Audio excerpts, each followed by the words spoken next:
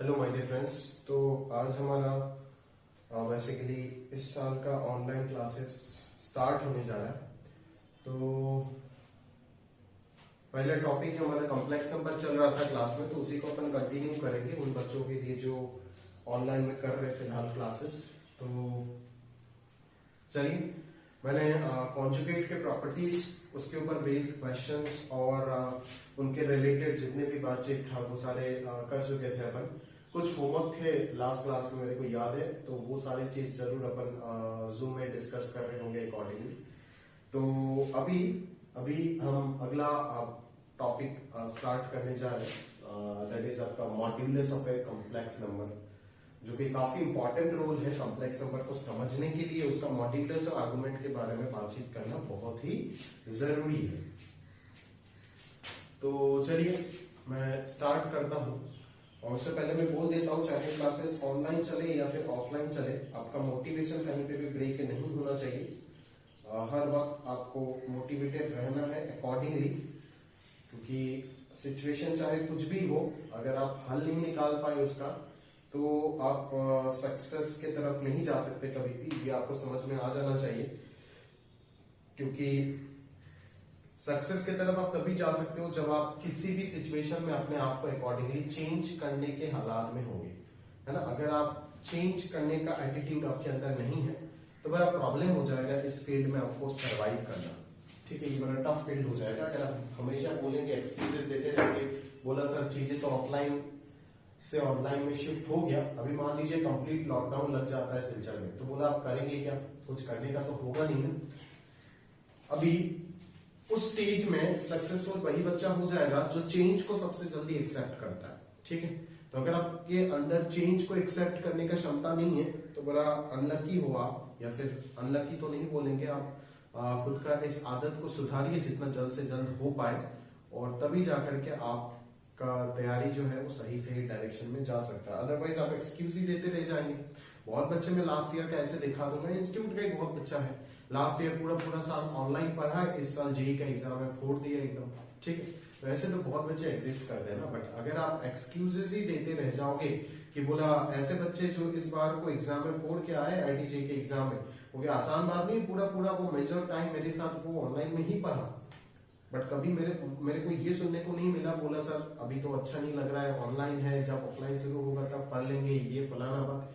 ठीक है, तो अगर आप एक्सक्यूजेस देने वाले इंसान हो तो आप वही करते रह जाओगे, ये कंफर्म है। और अगर आपको सही सही पढ़ना है तो बिना एक्सक्यूज देके आप एक्सक्यूज का कोई आप उस तरफ अपने आप को शिफ्ट करके मत लेके जाओ। इसके वजह आप ज्यादा से ज्यादा पढ़ लो, वही फायदा है। ठीक है ना। बोले सर नहीं पढ़ पा रहे, तब तो आप कुछ भी नहीं कर पाओगे, है ना। दुनिया चेंज होता जाएगा, आप खुद को उसके साथ मैच अप नहीं कर पाओगे तो आप पीछे पड़ जाओगे। तो अकॉर्डिंगली बाकी जो सबसे जल्दी चेंज को एक्सेप्ट कर लेगा वो आपसे आगे निकल जाएगा, और निकलना भी चाहिए, है ना, निकलना भी चाहिए। ठीक है, तो चेंज को एक्सेप्ट करने का क्षमता आपके अंदर होना चाहिए। वो अगर है तभी आप सरवाइव कर पाएंगे आज के दुनिया में, नहीं तो आप सरवाइव करना भी आपके लिए मुश्किल हो जाएगा। इस ट्रुथ को आप मान के चलिए तो आपके लिए बेहतर होगा। ठीक है, अगर आप ऑफलाइन की दुनिया में घूमते रह जाएंगे तो बोला ज्यादा दिन तक आप सरवाइव नहीं कर पाएंगे। मैं बोला बहुत सुनने को अच्छा नहीं लग रहा है, बट हकीकत है, आप इससे नकार नहीं सकते इस बात को। क्लियर है? तो चलिए ज्यादा बातचीत ना करके अपन अपना टॉपिक में फोकस करते हैं, और बोला चैप्टर को स्टार्ट करते हैं बिल्कुल बराबर। ये मत समझिएगा कि सर लोग का बहुत आसानी है ना, कि अपन कभी भी ऐसा नहीं करेंगे कि पिछले साल का बना हुआ वीडियो इस साल को दे देंगे बोला और मस्त में एकदम आप लोग को ऑनलाइन में पढ़ा देंगे। ऐसा कोई फर्जी इंटेंशंस लेकर के अपन लोग काम नहीं करते। पहले एक चीज तो आप क्लियर कर दीजिए बोला। ठीक है, हो सकता है आपका ये डाउट बोला ऑनलाइन हो जाएगा तो सर लोगों का तो मस्त ही, उनको तो पढ़ाना नहीं पड़ेगा, तो बस एकदम नहीं, उनको दुगना मेहनत करना पड़ता है अगर ऑनलाइन एजुकेशन आता है। ये ऑफलाइन इंस्टीट्यूट है, ये ऑनलाइन इंस्टीट्यूट नहीं है, समझिएगा बात को। ये एक ऑफलाइन प्लेटफॉर्म है जो मजबूरी में ऑनलाइन में काम करता है विद द सेम क्वालिटी, जिस क्वालिटी के साथ वो अपना एजुकेशन ऑफलाइन में प्रोवाइड कर रहा होता है। एक भी परसेंटेज अपने तरीके से अपने तरफ से अपन कमी नहीं करते, चाहे प्लेटफॉर्म ऑफलाइन हो या फिर ऑनलाइन हो, है ना। अगर ऑनलाइन होता है तो बोला अपन जूम में लिख लिख के और कॉपी में लिख लिख के पढ़ाने वाले इंसान तो है नहीं। प्रॉपर लेक्चर आपको फॉलो किया जाए, प्रॉपर लेक्चर प्रोवाइड कराया जाता है, और फिर उसी लेक्चर का डिस्कशन क्लासेस होता है, फिर जाकर के उसका भी डाउट रह जाता है तो ऑफलाइन फैसिलिटी भी अवेलेबल करा दिया जाता है, ठीक है ना। तो उससे 3 गुना मेहनत अपने को करना पड़ता है, ठीक है। तो बोला ये मत बोल दीजिएगा कभी कि सर लोगों का तो मस्ती है कि बोला ऑफलाइन से ऑनलाइन शिफ्ट हो गया तो पढ़ाना नहीं पड़ेगा उनको, है ना। तो ऐसा सोचना भी गलत है आपके लिए, ठीक है। ऐसा मत सोचिए क्योंकि सही नहीं सोच रहे, आप झूठ बात पे बिलीव कर रहे हैं, ठीक है। तो हमें भी अगर ऑनलाइन में शिफ्ट करना है तो 3 गुना ज्यादा मेहनत करना पड़ रहा है, बट उससे हमें कोई फर्क नहीं पड़ता है क्योंकि हम चेंज को एक्सेप्ट कर सकते हैं अकॉर्डिंगली। तो इसीलिए बोल रहे हैं आपको भी बचना है तो आप हमेशा एक्सक्यूजेस अगर देते रह जाएंगे, बोला ऑनलाइन होगा तो पढ़ेंगे कैसे, ऑनलाइन में समझ नहीं आता है, आप अपना पहले दिमाग से ये बात निकालिए कि ऑनलाइन में समझ नहीं आता है। कहीं ऐसा ना हो जाए पूरा साल ही आपको ऑनलाइन ही समझना पड़ जाए। जो समझ पाएगा वो तो सर्वाइव कर जाएगा, जो समझ नहीं पाएगा चीजों को गेम से रूल आउट हो जाएगा। बात समझ रहे हो ना, ठीक है। तो चेंज को एक्सेप्ट करने का क्षमता आपके अंदर होना चाहिए। मैं उम्मीद करता हूं कि ऑफलाइन क्लासेस कंटिन्यू कर पाए हम लोग तब तक जब तक अपन चाहते, पूरा साल ही कंटिन्यू कर पाए। बट अगर ऐसा स्थिति आ जाए, मैं इसीलिए आपको वार्न करके दे रहा हूं, अगर ऐसा स्थिति कभी भी आ जाए कि अपने को बोला ऑनलाइन में शिफ्ट करना पड़ रहा है, कंप्लीट लॉकडाउन है पूरा सिटी में, तब तो आप इंस्टीट्यूट आ नहीं पाएंगे ना ऑफलाइन पढ़ने के लिए। हाँ, ये बात मैं एग्री करता हूँ कि ऑफलाइन का जो फील है वो ऑनलाइन में कभी नहीं आता है, वो जबरदस्त खतरनाक फील है। वो जो डिस्कशन लेवल है वो कभी भी ऑनलाइन में बोला आ ही नहीं सकता। बट मैं ये भी बोल रहा हूं कि अगर चेंज को एक्सेप्ट करना पड़ रहा है तो कीजिएगा जरूर, नहीं तो आप सर्वाइव नहीं कर पाएंगे, खेल से रूल आउट हो जाएंगे कंप्लीटली। इसीलिए मैं आपको बोल रहा हूँ कि चीजों को समझिएगा, आप समझ के अकॉर्डिंगली एक्ट करिए। तो चलिए हमारा पहला टॉपिक है representation of complex numbers in a complex plane. कैसे हम एक कॉम्प्लेक्स नंबर को कॉम्प्लेक्स प्लेन में प्लॉट कर सकते हैं, उस चीज को हमें समझना है।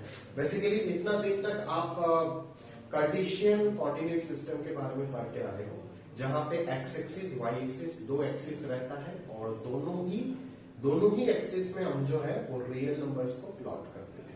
क्लियर है, ठीक है। बट अब की बार जो प्लेन आएगा हमारे पास वो होगा कॉम्प्लेक्स प्लेन, ठीक है। वो कॉम्प्लेक्स प्लेन रहेगा और उसमें हम सिर्फ कॉम्प्लेक्स नंबर्स को ही प्लॉट करने वाले हैं। तो वो कॉम्प्लेक्स प्लेन बेसिकली किस तरीके से है देखो जरा।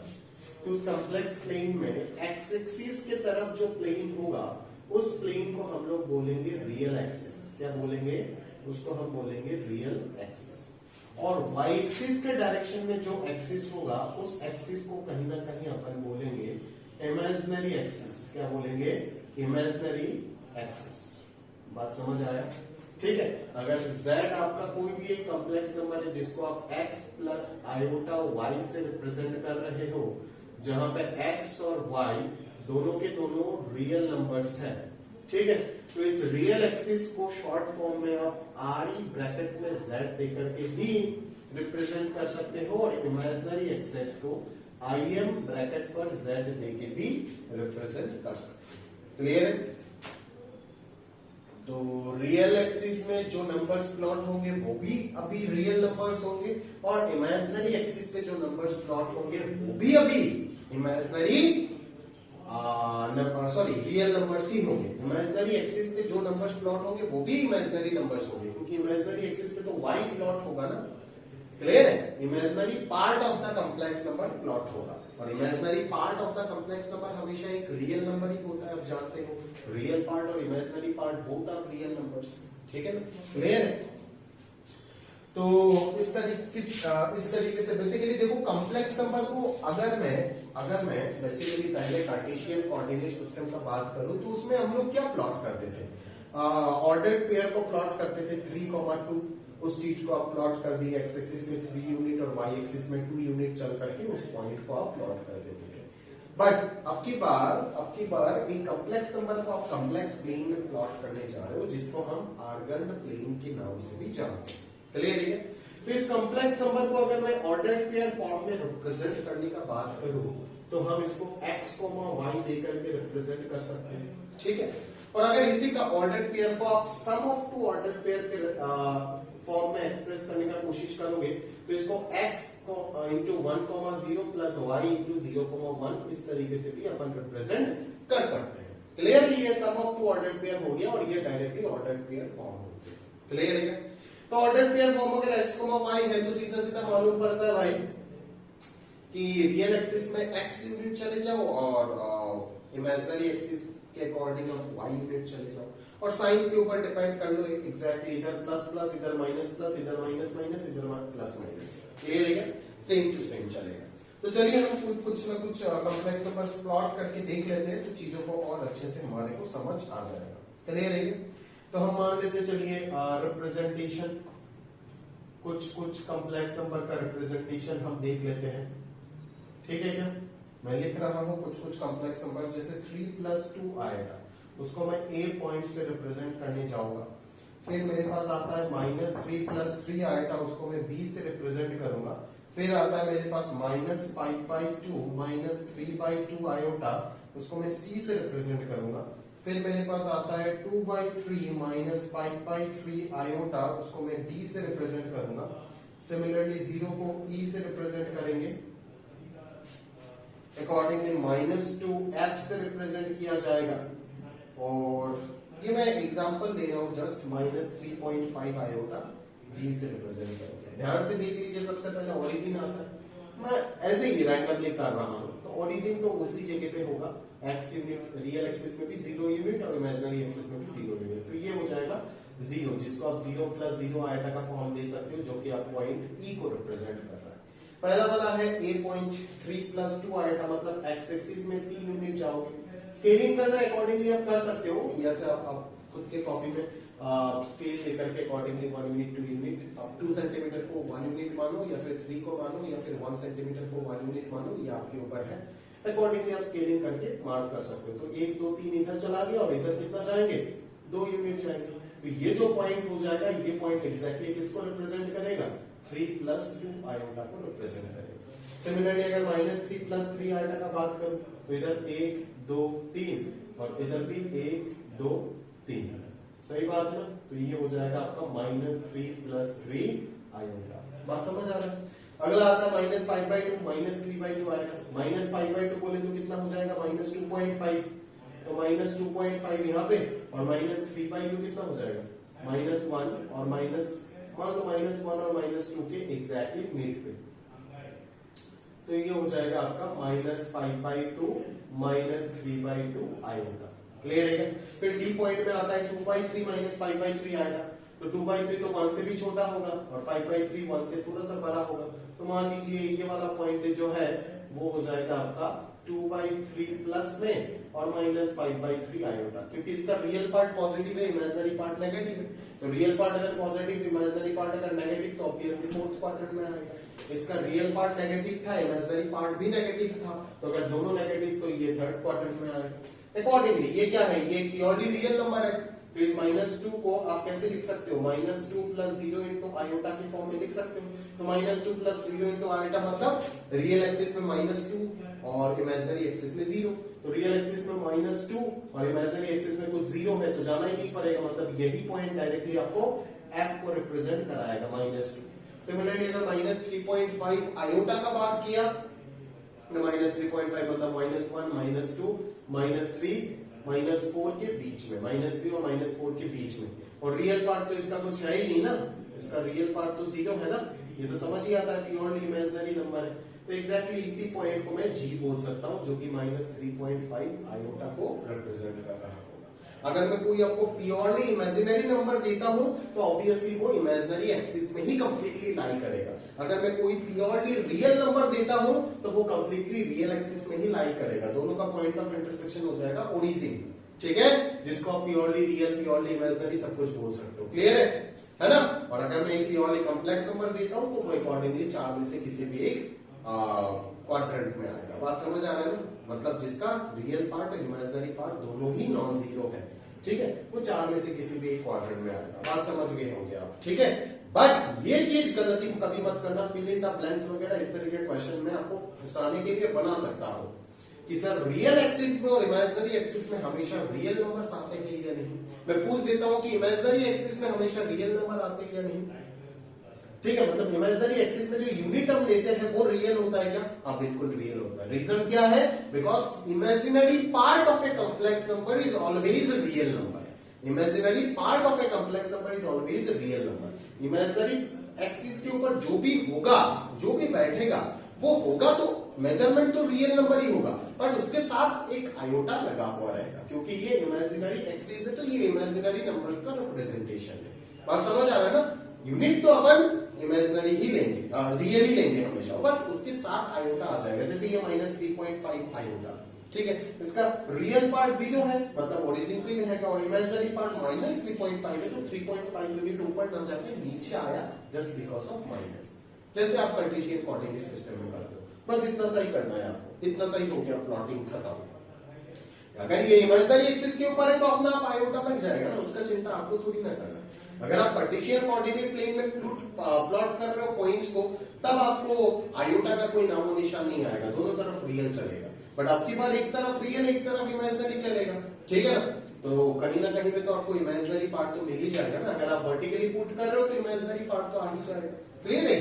तो बड़ा सिंपल चीज है, इसको लेके ज्यादा कंफ्यूजन क्रिएट करने का जरूरत नहीं है, आराम से आप चीजों को समझ सकते हो अकॉर्डिंगली। जैसे भी मैंने बताया, इस चीज को नोट कर लीजिए, तो बस हो जाएगा, इतना सा समाप्त काम हो जाएगा। क्लियर है क्या? Representation of complex numbers, complex plane, जिसको हम आर्गेंट प्लेन के नाम से भी जानते हैं, उस जगह पे हम कॉम्प्लेक्स नंबर्स को इसी तरीके से रिप्रेजेंट करते हैं। आप इस चीज को समझ के रखिए, किस तरीके से प्लॉटिंग होता है।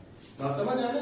Same as Cartesian coordinate plane, बस यहाँ पे इमेजिनरी पार्ट को इधर और रियल पार्ट को इधर प्लॉट करते हैं, और कुछ नहीं। कार्टेशियन प्लेन और इस पे डिफरेंस क्या है कि कार्टेशियन प्लेन में दोनों तरफ रियल एक्सिस होता है, बट इस जगह पे एक तरफ रियल एक्सिस और एक तरफ इमेजिनरी एक्सिस होता है। अगर प्योरली इमेजिनरी नंबर है तो कंप्लीटली इसी एक्सिस के ऊपर आ जाएगा, अगर प्योरली रियल नंबर है तो कंप्लीटली इसी जगह पे आ जाएगा, ओरिजिन है तो दोनों का इंटरसेक्शन।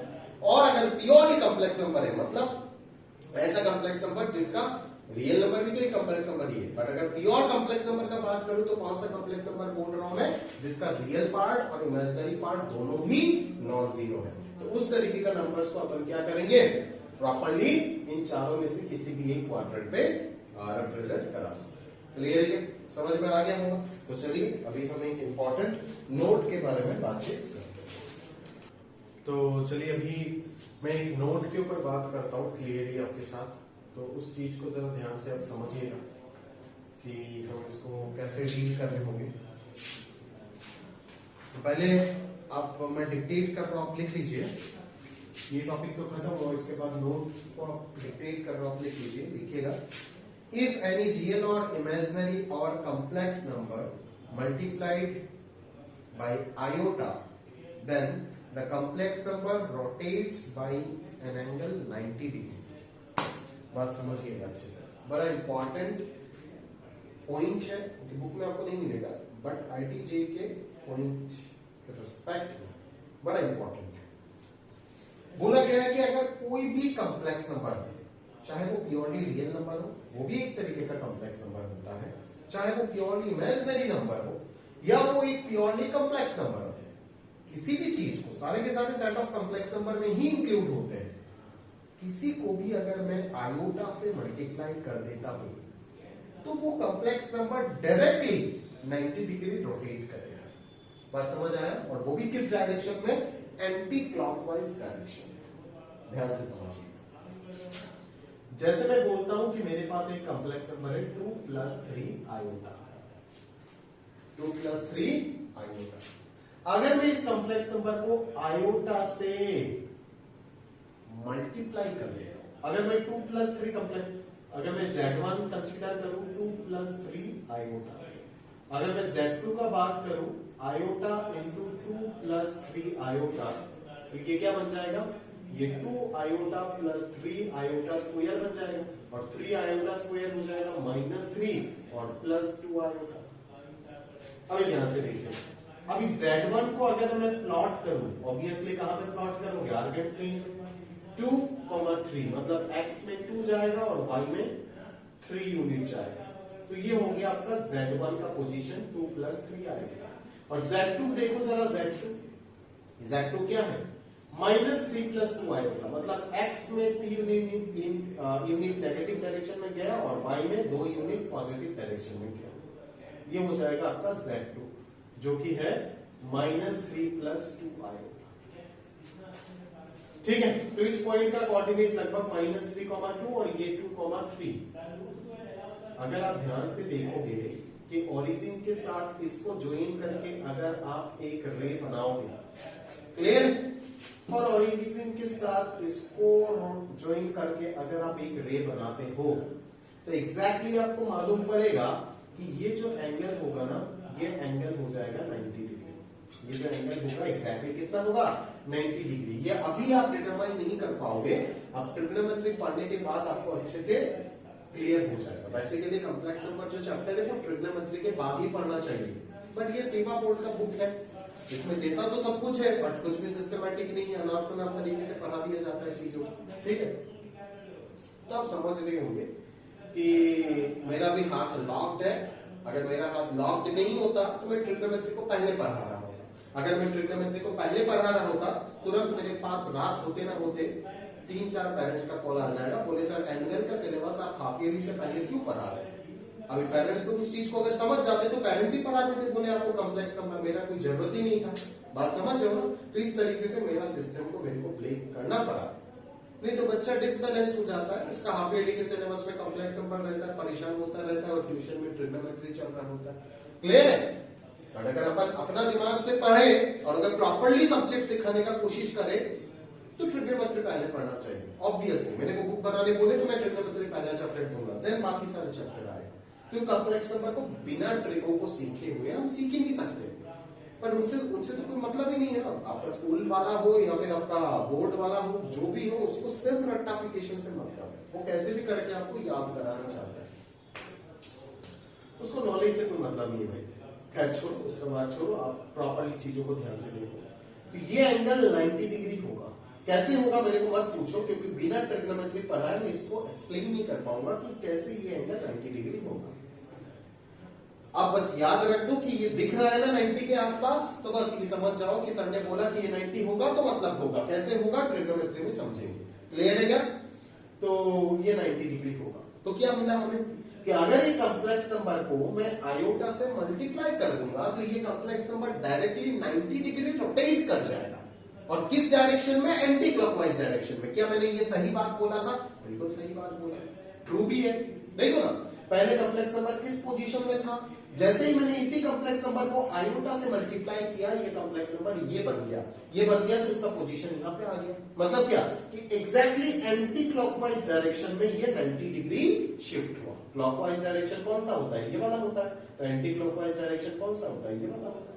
तो एग्जैक्टली एंटी क्लॉकवाइज डायरेक्शन में 90 डिग्री शिफ्ट हो गया। तो याद रखना, कभी भी मैं किसी कॉम्प्लेक्स नंबर को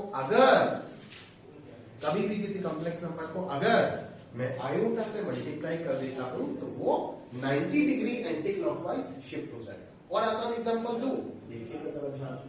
मान लो ये कॉम्प्लेक्स नंबर 3 है, बोलो तो 3 तो रियल नंबर है। अरे भाई दुनिया के सारे रियल नंबर कॉम्प्लेक्स नंबर होता है, जानते ही तो हो। 3 can be expressed as 3 plus iota into 0। तो ये क्या बन जाएगा, 3 बनेगा नहीं बनेगा यहाँ पे। अगर मैं इस 3 को आयोटा से मल्टीप्लाई कर देता हूं तो ये 3 आयोटा बन जाएगा। 3 आयोटा आप कहां पे प्लॉट करते हो, ये मैं real part 0, because 3 iota can be expressed as 0 plus 3 iota, तो रियल पार्ट 0 होता है, इमेजिनरी पार्ट कितना होता है, 3 हो जाता है, होता नहीं होता भाई। तो देखना, जो यहाँ पे था वो अभी यहाँ पे चला गया, मतलब ये वाला रे शिफ्ट होकर के यहाँ पे चला गया। तो अभी तो क्लियरली विजिबल है ना कि 90 डिग्री का शिफ्टिंग हुआ है, और वो भी एंटी क्लॉकवाइज डायरेक्शन में हुआ है। अभी अगर इस 3 आयोटा को तो अगेन अगर आयोटा से मल्टीप्लाई करेगा तो 3 आयोटा स्क्वायर आ जाएगा, जो कि -3 होगा। तो ये 3 आयोटा स्क्वायर अगर -3 हो जाता है तो ये वापस यहाँ पर आ जाएगा, होगा नहीं होगा, ये इस जगह पे आ जाएगा। अगर ये 3 आयोटा शिफ्ट होकर के इस जगह पे आ गया तो ये -3 हो गया। बात समझ आ रहा है ना, ये -3 हो गया। तो यहां से वापस इस 3 आयोटा ये था, अभी 3 आयोटा को आयोटा से मल्टीप्लाई किया तो वापस उसने कितना डिग्री रोटेट किया, 90 डिग्री रोटेट किया। बात समझ आ रहा है ना, क्लियर है क्या। तो एंटी क्लॉकवाइज में रोटेट किया, तो वही प्रॉपर्टी लग रहा है। अगर एक बार किसी कॉम्प्लेक्स नंबर Z1 को अगर एक बार मल्टीप्लाई करते हो तो वो Z2 बनेगा और वो 90 डिग्री एंटी क्लॉकवाइज शिफ्ट होगा। अगर उसको मैं 2 बार आयोटा से मल्टीप्लाई कर देता हूं तो वो 180 डिग्री शिफ्ट हो जाएगा एंटी क्लॉकवाइज डायरेक्शन में। समझ आ रहा है ना, ये सब छोटे मोटे बात, क्लियर है क्या। बड़ा इंपॉर्टेंट है ये सब छोटे मोटे कंसेप्ट को समझना, क्योंकि आगे जाके यही सब आपके जिंदगी में आ रहा होगा अलग अलग नाम से। रोटेशन थ्योरम वगैरह हम पढ़ेंगे 11th में जाकर के आईआईटी के सिलेबस में। तो अभी अपन स्टार्ट करने वाले हैं हमारा अगला article, that is modulus of a complex number. ठीक है, एक कॉम्प्लेक्स नंबर का मॉड्यूलस का मतलब क्या है उस चीज को हमें समझना है। ठीक है क्या? तो आप मैं डेफिनेशन लिखा रहा हूं, आप लिख लीजिएगा एक बार कि if z equal to x plus iota y, bracket में लिख देना x, y belongs to set of real numbers, is any complex number, then is any complex number z equal to x plus iota y, where real and imaginary part both are real numbers, is any complex number, then mod z is equal to under root of x square plus y square, mod z equal to under root of x square plus y square is the modulus of that complex number z, is the modulus of that complex number z, is the modulus of that complex number z. Clear? Is the modulus of that complex number z.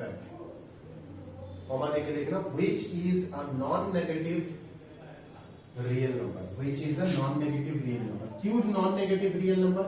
क्योंकि आप जानते हो कि under root quantity कभी भी negative नहीं हो सकता, वो हमेशा ग्रेटर देन जीरो होगा, और सिर्फ ग्रेटर देन जीरो होगा, जो ये बात नहीं है वो इक्वल टू जीरो भी हो सकता है।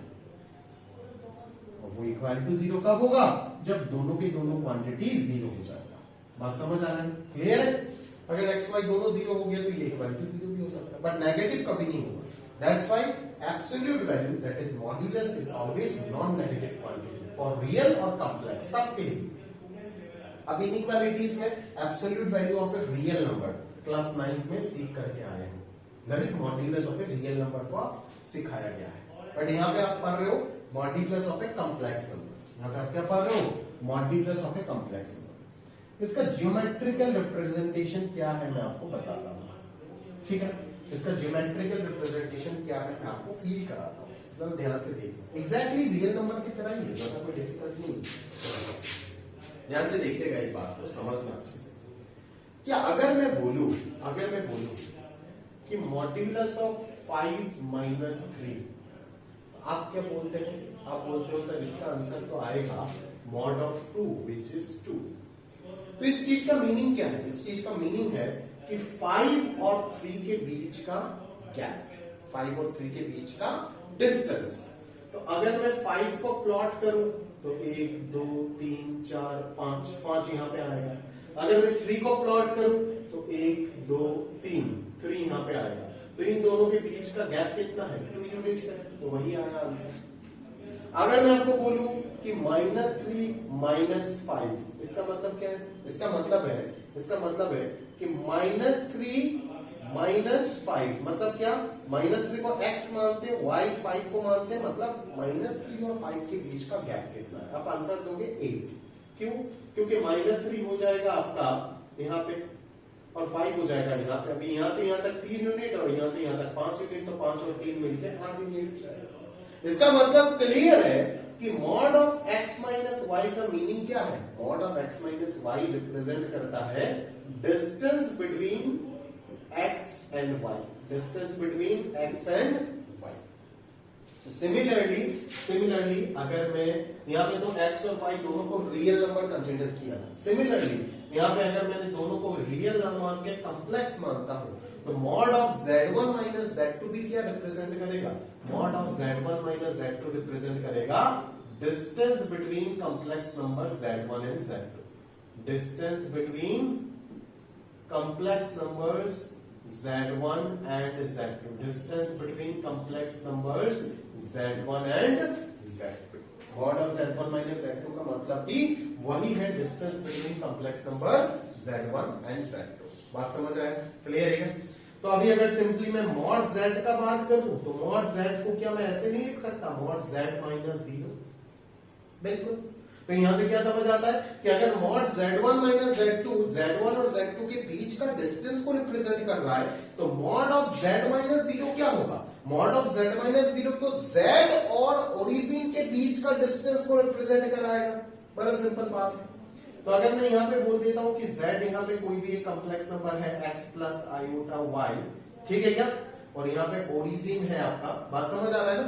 तो मॉड ऑफ z माइनस 0 किसको रिप्रेजेंट करेगा? Distance between origin and z, distance between origin and z। बात समझ आया? इन दोनों, क्योंकि ओरिजिन भी तो एक कॉम्प्लेक्स नंबर है ना भाई, सिंपल सा लॉजिक है, ओरिजिन भी एक कॉम्प्लेक्स नंबर है, तो z और ओरिजिन के बीच का डिस्टेंस। इस लॉजिक से पूरा क्लियर है। देखो किस तरीके से हमने लिंक किया है चीजों को, पहले रियल का मॉड्यूलस, फिर उससे कॉम्प्लेक्स को लिंक किया और कॉम्प्लेक्स से मॉड्यूलस लिंक किया। इस तरीके से लिंक करके समझोगे ना तो आईटी आपको आईटीजी जैसा एग्जाम दिला नहीं पाएगा। बट अगर सिर्फ बुक में हाँ मॉड्यूलस क्या होता है, under root x square plus Y square, that's it. भाई जिनको 100 में 100 आता है उनको भी इतना तक ही पता होता है कि modulus means under root x square plus Y square, that's it, और कुछ नहीं। तो इतने से आप ऑर्डिनरी ही रहोगे, आप ऑर्डिनरी से एक्स्ट्रा ऑर्डिनरी नहीं बन पाओगे। क्लियर है?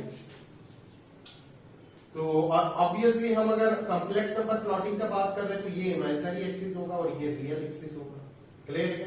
तो यहाँ पे z है, ठीक है?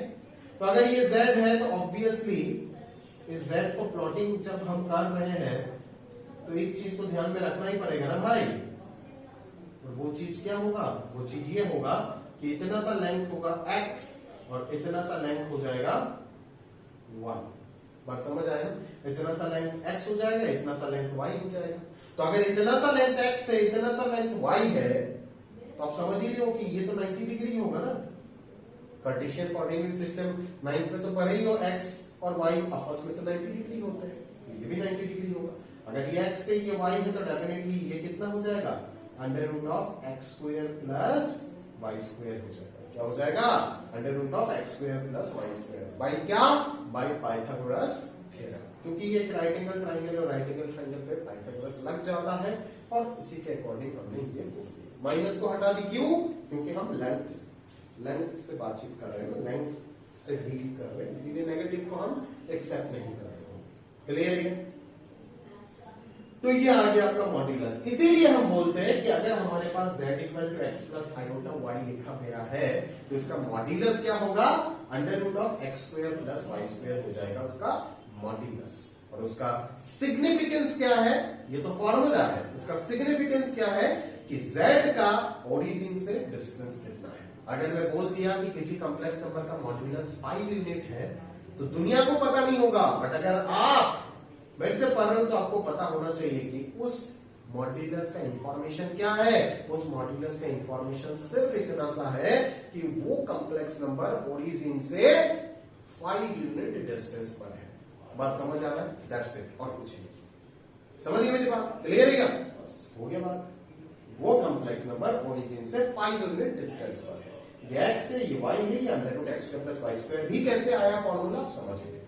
अगर मैं अभी आपको कॉम्प्लेक्स नंबर दे देता हूं कि बोला भाई -3 प्लस √2 आयोटा, मॉड्यूलस निकाल के दे, तो तुम क्या बोलोगे? Directly modulus under root of -3 का होल स्क्वायर प्लस √2 का होल स्क्वायर। तो ये कितना आ जाएगा? 9 plus 4 that is under root of 13। मतलब क्या कि ये कॉम्प्लेक्स नंबर ओरिजिन से √13 यूनिट डिस्टेंस पर है। बट कहां पे है मेरे को नहीं पता। फर्स्ट क्वाड्रेंट में साइड, हाँ ये नेगेटिव है और ये पॉजिटिव है, ये देख के आप बोल सकते हो कि सेकंड क्वाड्रेंट में है। बट एंगल कितना है वो अभी तक अपन बता नहीं सकते। वो हम तभी बता पाएंगे जब हम एम्पलीट्यूड को सीख जाएंगे। समझ गए मेरी बात? जब अपन एम्पलीट्यूड या फिर आर्गुमेंट के बारे में डील कर रहे होंगे तब हम एंगल के बारे में भी बातचीत कर लेंगे। और अगर एंगल के बारे में बातचीत कर लिए तो एग्जैक्ट पोजीशन हमें पता चल जाएगा कि बोले वो कॉम्प्लेक्स नंबर एग्जैक्टली कहां पे लोकेटेड है, वो पोजीशन पता चल जाएगा। उस पोजीशन को पता करने के लिए दो ही चीज का ही तो जरूरत होगा ना, या तो आपको एक्स वाई दे दे, आप निकाल दोगे, और अगर एक्स वाई ना दे करके आपको मॉड्यूलस और आर्गुमेंट दैट इज एंगल दे देता है तो आप मालूम कर लोगे। मॉड्यूलस मतलब ओरिजिन से कितना डिस्टेंस और आर्गुमेंट मतलब पॉजिटिव एक्स एक्सिस से कितना एंगल में है। जब पढ़ेंगे तब समझ आएगा। ठीक है ना? ये मॉड्यूलस और कॉम्प्लेक्स मॉड्यूलस और आर्गुमेंट अगर दे देता है तो बिना एक्स और वाई का भी आप कॉम्प्लेक्स नंबर का लोकेशन बता रहे हैं।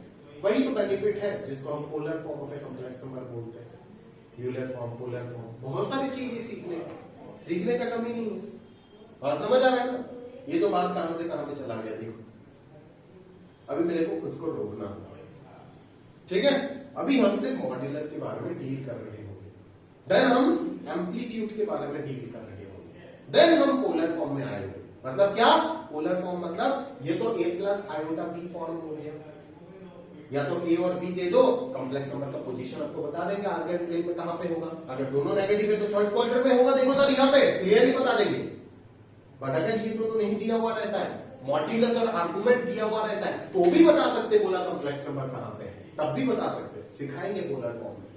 क्लियर है क्या? तो सब रखो थोड़ा सा। तो मॉड्यूलस में उम्मीद करता हूं आप समझ गए होंगे, और स्कूल के लॉजिक के लिए z equal to x plus iota y है तो mod z का वैल्यू सिर्फ इतना सा, स्कूल में इतना सही काम चल जाए। क्लियर है? और मॉड्यूलस निकालते कैसे वो भी दिखा दिया। बात समझ आ गई? क्लियर? दैट्स इट, इतना सही है हमारा modulus of a complex number. अगला पॉइंट है हमारा properties of modulus of a complex number. अच्छा, प्रॉपर्टी तो सारे के सारे मैंने लिख ही दिया। क्लियर है? Properties of modulus of a complex number. ठीक है, तो चलिए देखते हैं, स्टार्ट करते हैं properties of A properties of modulus वाले टॉपिक को। क्लियर है? चलिए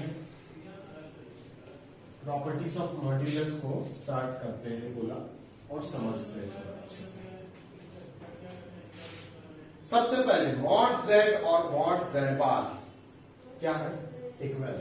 इसका मतलब क्या बोला गया है? इसका मतलब बोला गया है कि एक कॉम्प्लेक्स नंबर का मॉड्यूलस और उसी का कॉन्जुगेट का मॉड्यूलस हमेशा सेम रहेगा, बिल्कुल सेम रहेगा। आप क्लियरली समझ सकते हो कि अगर मैं z को x plus iota y consider करता हूं, ठीक है, तो z बार जो होगा वो ऑब्वियसली x माइनस आयोटा होगा by definition of conjugate of a complex number. Clear? तो मॉड z कितना हो जाएगा? Under root of x square plus Y square हो जाएगा। बात समझ आया ना? एंड मॉड z बार कितना होगा? Obviously under root of x square plus Y के जगह पे माइनस वाई आ जाएगा, बिकॉज इमेजिनरी पार्ट तो नेगेटिव हो गया। अरे हुआ नहीं हुआ? इमेजिनरी पार्ट नेगेटिव हुआ ना, तो यहाँ पे नेगेटिव आ जाएगा। बट नेगेटिव का स्क्वायर करेंगे तो कोई फर्क ही नहीं पड़ेगा, बोला सेम ही रहेगा दोनों के दोनों। क्लियर है क्या? बात समझ गए क्या? अगर दोनों सेम ही रहेगा तो ये तो डायरेक्टली मॉड z के इक्वल ही आ गया। तो क्लियरली मालूम पड़ रहा है कि मॉड z बार और मॉड z क्या होगा? सेम है। एक कॉम्प्लेक्स नंबर का मॉड्यूलस का बात करें या फिर उसी कॉम्प्लेक्स नंबर का कॉन्जुगेट का मॉड्यूलस की बात करें, फर्क कुछ नहीं पड़ेगा, दोनों ही चीज एग्जैक्टली बोला सेम आएगा। क्लियर है क्या? कोई डाउट तो नहीं है यहां तक? दोनों ही चीज एग्जैक्टली बोला क्या आएगा? सेम। ठीक है? Hence mod z is equal to mod z bar. बात समझ आ रहा है? क्लियर? क्लियर है क्या? एक कॉम्प्लेक्स नंबर को आयोटा से मल्टीप्लाई करने से क्या हो जाता है? वो 90 डिग्री एंटी क्लॉकवाइज में रोटेट हो जाता है। और अगर मैं एक कॉम्प्लेक्स नंबर का नेगेटिव कंजुगेट कर देता हूं तो वो क्या हो जाता है? इमेजिनरी पार्ट आयोटा से आयोटा की जगह पे माइनस आयोटा लगा दो, दैट इज इसका फीलिंग क्या है कि इमेजिनरी पार्ट नेगेटिव हो जाता है। क्लियर है? बात समझ ही होंगे। अभी आप ये भी कर लोगे, मेरे हिसाब से ये भी आपसे हो जाना चाहिए। मॉड z और मॉड ऑफ माइनस z भी क्या होगा? सेम ही होगा। बोला क्लियर है क्या? क्यों सेम होगा सर? कि माइनस z अगर करेगा तो क्या आएगा? यहाँ पे भी माइनस x आ जाएगा, तो माइनस x का होल स्क्वायर तो x स्क्वायर ही होगा ना, तो सेम ही जाएगा। ये प्रूफ और मैं नहीं कर रहा हूँ, आप खुद से कर लीजिएगा।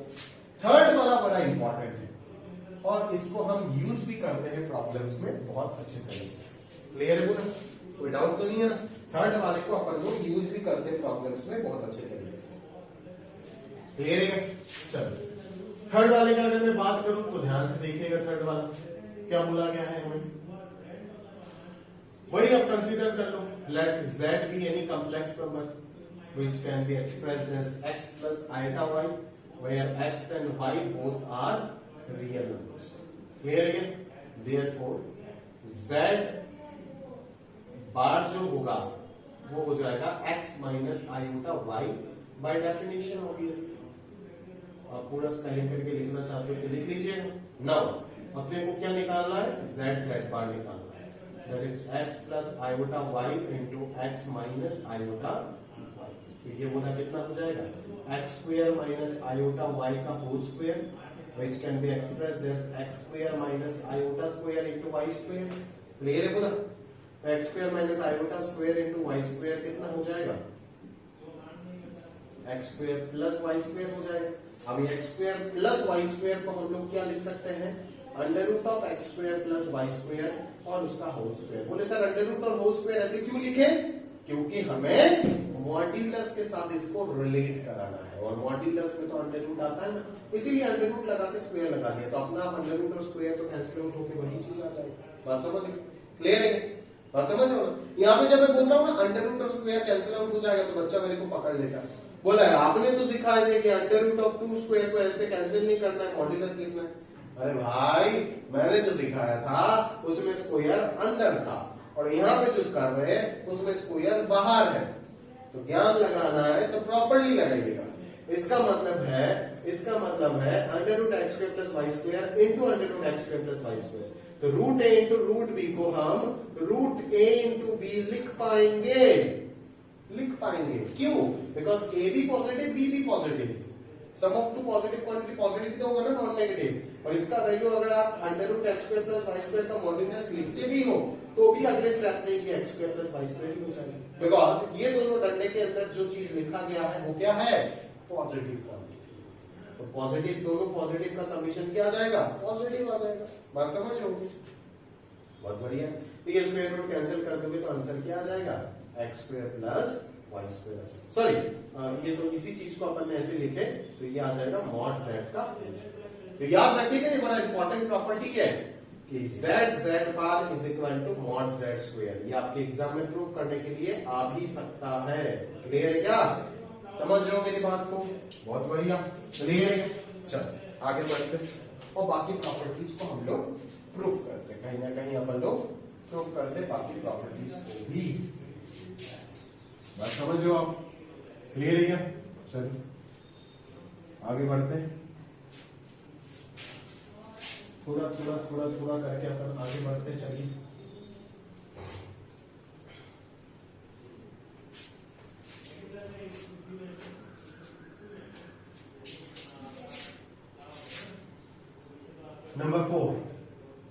नंबर 4 में बोला जा रहा है कि अगर आप कॉम्प्लेक्स नंबर्स को प्रोडक्ट करके मॉड्यूलस लेते हो, ठीक है, और इंडिविजुअल कॉम्प्लेक्स नंबर का मॉड्यूलस लेके प्रोडक्ट करते हो तो दोनों चीज एग्जैक्टली सेम आता है।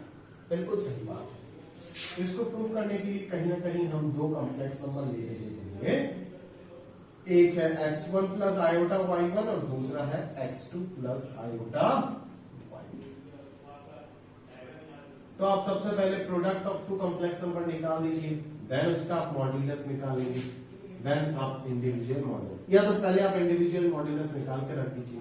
वही है आप ये लिख सकते हैं ना कि मॉड z1 कितना होगा, मॉड z1 हो जाएगा under root x1 square plus y1 square and mod z2 हो जाएगा under root x2 square plus y2 square. Clear है? ये तो आप जानते ही ऑलरेडी, अगर कॉम्प्लेक्स नंबर ये तो इसका मॉड्यूलस का फॉर्मूला ही होता है। ऑलरेडी मैं लॉजिक के साथ आपको प्रूफ कर दूंगा। नाउ आप क्या करो, दोनों कॉम्प्लेक्स नंबर को प्रोडक्ट करो, क्योंकि प्रोडक्ट का मॉड्यूलस निकालना है ना, बस वही कर लीजिए।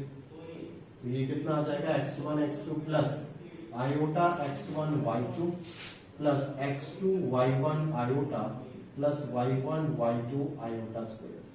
तो ये आयोटा स्क्वायर तो -1 हो जाएगा, तो ये दोनों मिलकर के कितना आ जाएगा x1 x2 minus y1 plus यहाँ पे क्या होगा x1 y2 plus x2 y1 iota.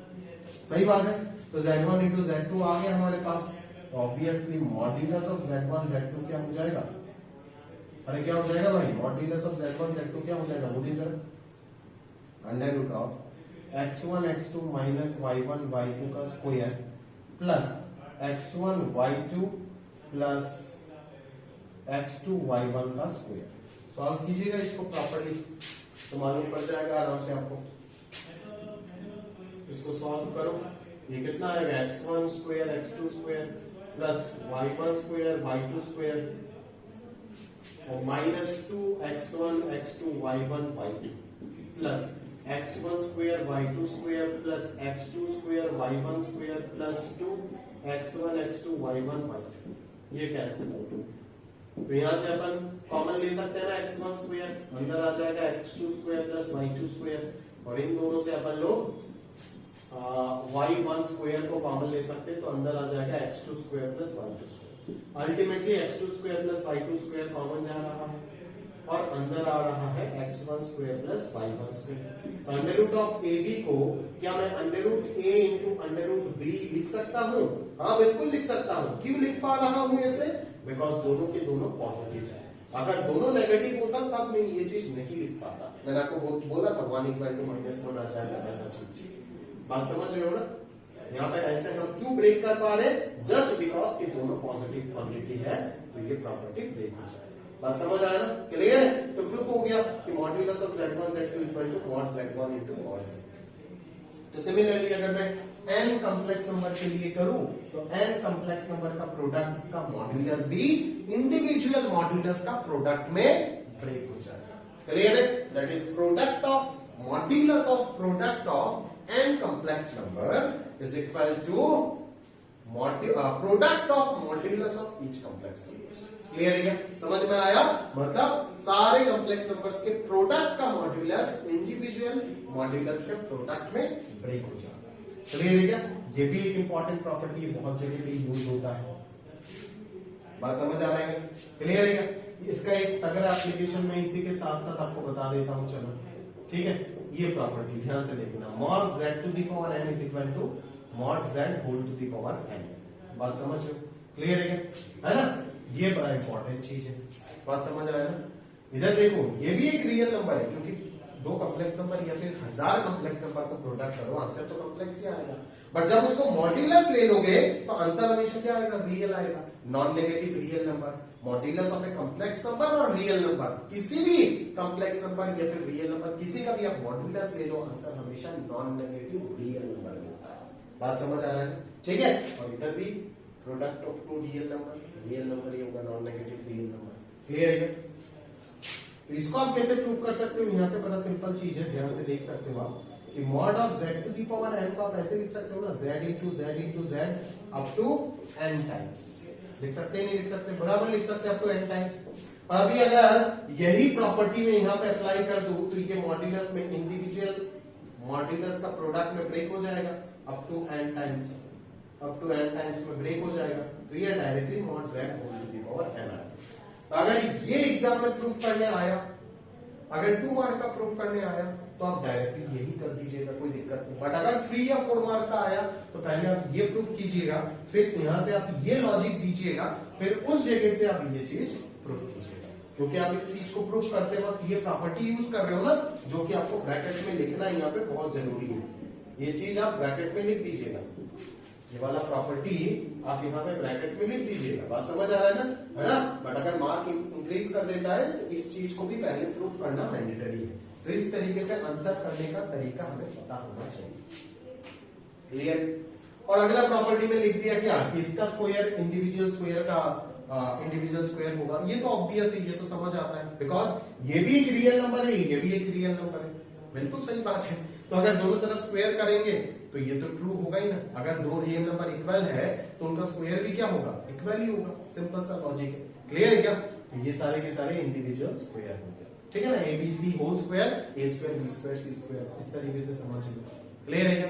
बात समझ आ रहा है? कोई डाउट तो नहीं है? कंफर्म है बोला? चलो, ये मैं आपका होमवर्क में दे रहा हूं। ठीक है? ये मैं आपको, आप होमवर्क में कीजिएगा इसको अच्छे से। अगर नहीं होता है तो जूम में डिस्कस करेंगे। ठीक है? Modulus of z1 by z2 क्या हो जाएगा? mod z1 divided by mod z2। बात समझ आ रहा है? क्लियर है? mod z1 by mod z2 हो जाएगा। बोले कैसे सर? z1 को आप x1 plus iota y1 consider कर लो और z2 को आप x2 plus iota y2 consider कर लो, provided z2 should be non zero. Bracket में लिखना जरूरी। फिर आप z1 by z2 करो, z1 by z2 को सॉल्व करके आप किस फॉर्म में लेके जाओ? a plus iota b form में लेके जाओ, फिर उसका मॉड्यूलस निकालो। ठीक है? और यहाँ पे तो आप साथों साथ लिख के ही रख देंगे इसके तरह, where this equal to that, this equal to that. और फिर देखोगे आप उसका जैसे ही आप मॉड्यूलस दोगे, सॉल्व होके कैंसिल वगैरह होके दिस अपॉन दिस आ जाएगा। तो अल्टीमेटली ये mod z1 by mod z2 proof हो गया। बात समझ रहे हो आप मेरी बात? क्लियर है क्या? नंबर 6 बड़ा सिंपल है, डायरेक्टली प्रॉपर्टी नंबर 3 से प्रूव हो जाता है। प्रॉपर्टी 3 आपको क्या बोलता है? z bar equal to mod z square. Clear है क्या? तो यहां से मैं ऐसे बोल सकता हूं ना, z bar divided by mod z square, और इस z को मैं नीचे लेके आ जाता हूं 1 बाई z का। तो यहां से समझ आता है कि ये z इनवर्स हो गया, तो z इनवर्स क्या हो जाएगा? z bar divided by mod z का होल स्क्वायर। क्लियर है क्या? मतलब किसी भी कॉम्प्लेक्स नंबर का मल्टीप्लिकेटिव इनवर्स को, किसी भी कॉम्प्लेक्स नंबर का मल्टीप्लिकेटिव इनवर्स को मैं इस फॉर्मेट में एक्सप्रेस कर सकता हूं।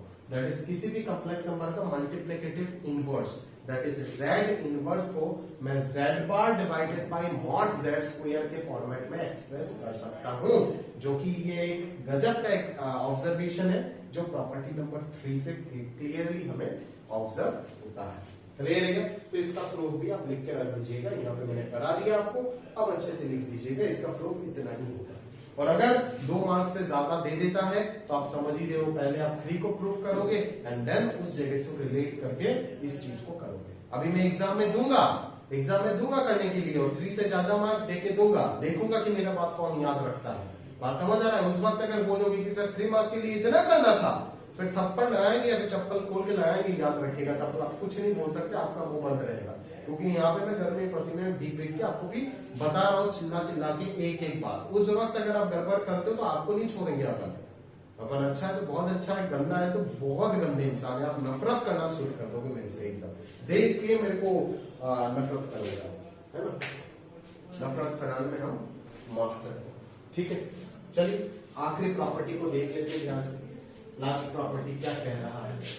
लास्ट प्रॉपर्टी एचएसएलसी में आ भी चुका है प्रूफ, आपका बुक में भी है और कभी भी आ सकता है, आगे भी कभी आ सकता है, इसका कोई गारंटी नहीं, क्योंकि ये काफी फेमस है, आ जाता है। देखो z1 प्लस z2 का मॉड्यूलस का स्क्वायर और z1 माइनस z2 का मॉड्यूलस का square 2 mod z1 square plus mod z2 square के इक्वल है। हमें प्रूफ क्या करना है? बेसिकली हमें प्रूफ करना है कि z1 प्लस z2 का मॉड्यूलस का square plus z1 minus z2 का मॉड्यूलस का square is equal to 2 times of mod z1 square plus mod z2 square. Clear है क्या? समझ आ रहा है? तो सबसे पहले यहाँ पे हम z1 को कंसीडर कर लेते हैं x1 प्लस आयोटा y1 और z2 को कंसीडर कर लेते हैं x2 plus iota y2। Clear? बात समझ आ रहा है? कोई डाउट नहीं आता? नहीं, ऑब्वियसली नहीं होगा। देयरफॉर z1 प्लस z2 का जो मॉड्यूलस होगा, ठीक है, वो क्या होगा? सोचिएगा जरा एक बार।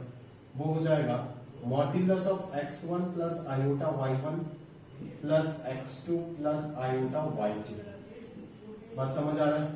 तो ये हो जाएगा आपका लगभग x1 प्लस x2 और आयोटा कॉमन लेंगे तो y1 प्लस y2। बात समझ आ रहा है?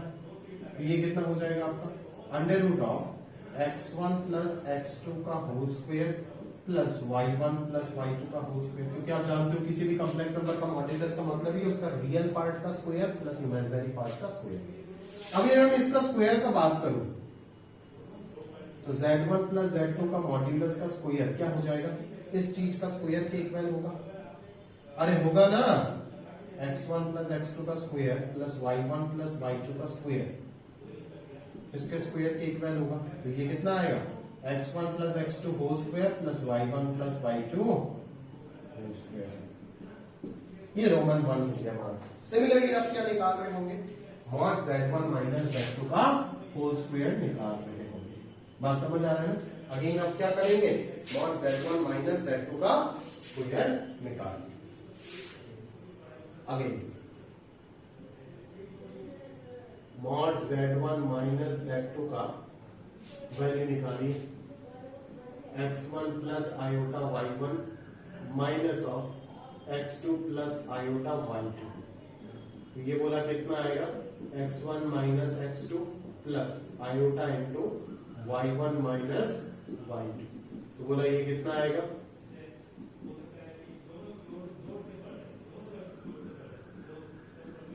बात समझ आ रहा है, क्लियर है, बहुत बढ़िया। तो आप ऐसे कर लीजिए, इंप्लाई लेकर के लिख दीजिए मॉड z1 माइनस z2 का स्क्वायर हो जाएगा x1 माइनस x2 का square plus y1 minus y2 का, ठीक है। अभी आप 1 प्लस 2 कर दीजिए, क्योंकि अकॉर्डिंग टू क्वेश्चन आपको तो यही चाहिए ना, 1 प्लस 2 ही तो चाहिए आपको। तो यहाँ पे आपके पास क्या आ रहा होगा, ये चीज ही आ रहा होगा, ठीक है ना।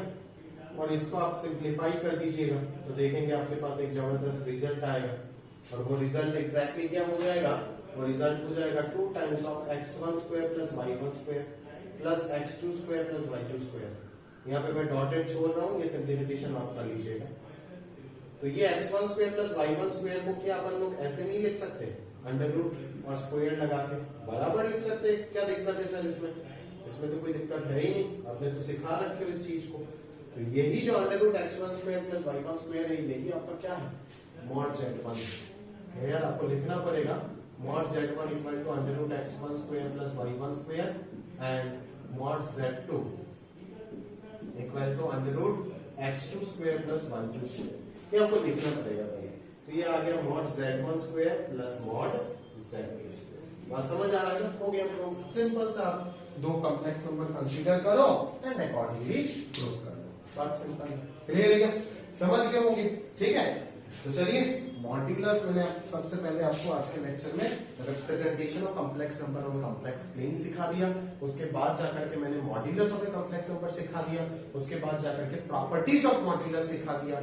अभी बारी है कि हम ये सारे प्रॉपर्टीज और कॉन्सेप्ट्स को यूज करते हुए क्वेश्चन करें, ठीक है। तो चलिए स्टार्ट करते हैं मॉड्यूलस के ऊपर कुछ क्वेश्चंस। तो चलिए स्टार्ट करते हैं मॉड्यूलस के ऊपर बेस करके कुछ इंपॉर्टेंट क्वेश्चंस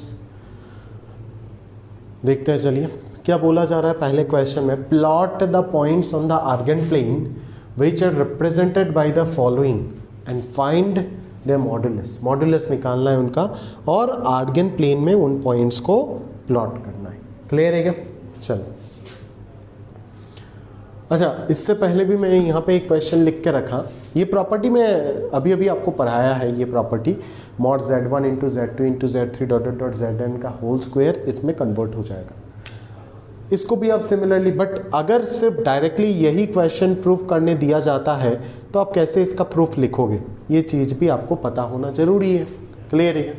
तो इसको भी आप एक स्मार्ट वे में कर सकते हो with the help of properties of modulus. बोले कैसे कर सकते हो सर, कि आप जानते हो modulus of z1 into z2 का होल स्क्वायर, आप जानते हो कि मॉड z स्क्वायर z बार होता है, तो क्यों ना मैं इस चीज को दिस इंटू इसका बार में एक्सप्रेस कर सकता हूँ। ब्रैकेट में मैं जस्टिफिकेशन दे दूंगा, since modulus of z square is equal to z bar. Agree करोगे ऑब्वियसली सभी, क्लियर है क्या। तो अभी मैं देखो इस चीज को क्या लिख सकता हूँ, z1 z2, इस चीज को मैं लिख सकता हूँ z1 bar into z2 bar by property of conjugate, by property of conjugate. Conjugate के प्रॉपर्टी से मैंने इसको ब्रेक कर दिया।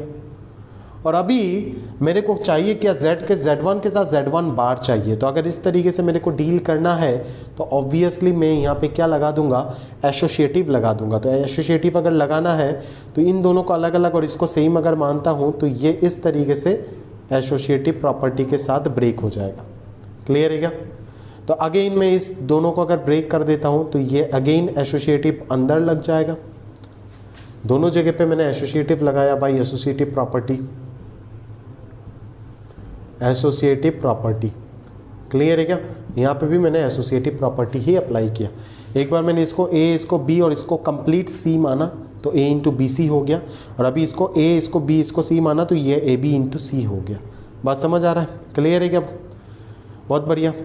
अभी अगर मैं यहाँ पे कॉम्यूटेटिव लगा देता हूँ, क्योंकि कॉम्प्लेक्स नंबर में कॉम्यूटेटिव प्रॉपर्टी भी वैलिड होता है, आप बहुत अच्छे से ये चीज़ जानते हो, ठीक है। तो यहाँ पे आपने क्या लगा दिए, by commutative property. By commutative property.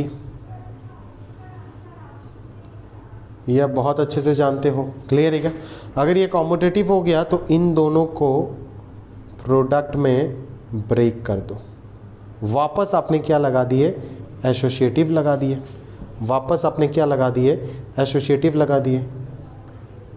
वापस आपने क्या लगा दिए? एसोसिएटिव। प्रॉपर्टी से ब्रेक करते जाना है और कुछ नहीं, ठीक है। अभी यहाँ पे वापस आपने क्या कर दो? एसोसिएटिव लगा दो। तो ये Z1 बार हो गया और Z2 आपका अलग हो जाएगा और इधर Z2 बार होगा, तो वही एसोसिएटिव प्रॉपर्टी। और अगर उसी चीज को इसको A, इसको B और इसको C मान लेते तो इसको मैं क्या लिख सकता हूँ? A इंटू BC लिख सकता हूँ। अगेन मैंने क्या लगा दिया? एसोसिएटिव लगा दिया। तो ये हो जाएगा मॉड Z1 स्क्वायर और ये हो जाएगा मॉड Z2 स्क्वायर। बात समझ आ रहा है ना? तो ये LHS RHS के इक्वल एग्जैक्टली हो गया। बात समझ आ रहा है? क्लियर है? बोला कोई डाउट थोड़ी ना है। नहीं होगा ऑब्वियसली, मेरे को समझ आ रहा होगा कि ये चीज़ आप समझ गए। बट अगर स्पेसिफिकली ये चीज़ स्क्वायर वाला प्रॉपर्टी आपको प्रूफ करने दिया जाता है तो मैं सजेस्ट करूंगा कि आप इसी तरीके से एग्जाम में कीजिएगा।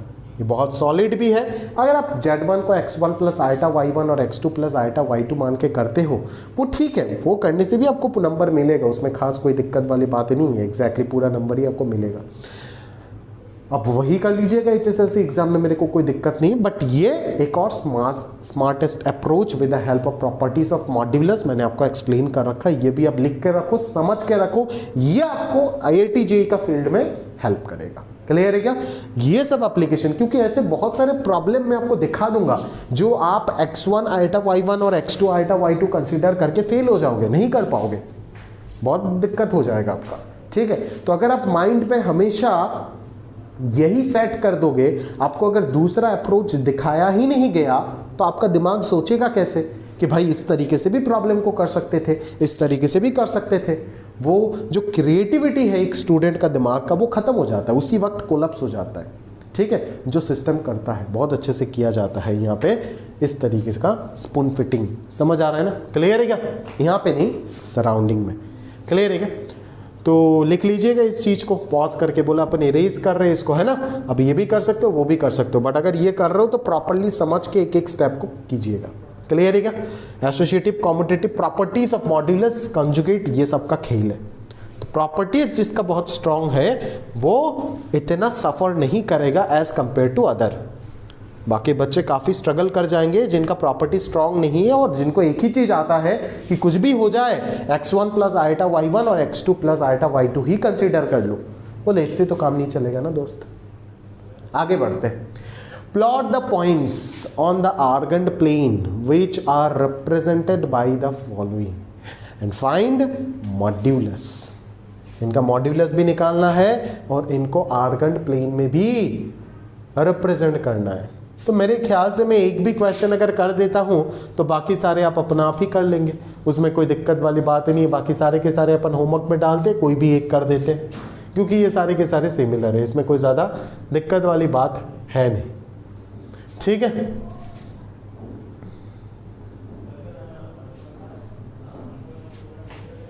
वी हैव z जो हमारे प्लस है वो क्या है? 1 + 2 आयोटा डिवाइडेड बाई 1 - 1 - आयोटा का स्क्वायर, और यहाँ पे माइनस में क्या आएगा? Twice iota. तो ये हो जाएगा आपका 1 + 2 आयोटा। ये कितना हो जाएगा?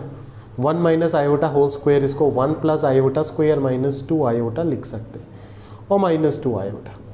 क्लियर है? बोला तो ये 1 + 2 आयोटा हो गया, ठीक है। तो अब ये क्या हो जाएगा ज़रा ध्यान से बोलिएगा। ये 1 - 1 और ये -2 आयोटा, तो ये 1 1 कैंसिल हो गया, तो ये कितना आ रहा होगा? 1 - +2 आयोटा और -2 आयोटा। तो ये तो कंप्लीटली एक दूसरे के साथ कैंसिल हो गया, तो 1 ही बचेगा। तो ये क्या हो गया? 1 - 2 iota. Therefore modulus of the given complex number, इसका मॉड्यूलस क्या हो जाएगा? आप अगर ध्यान से सोचेंगे, इसका मॉड्यूलस हो जाएगा √1² + -2 का whole square which is √5। Clear है? And the representation of the given complex number on the Argand plane,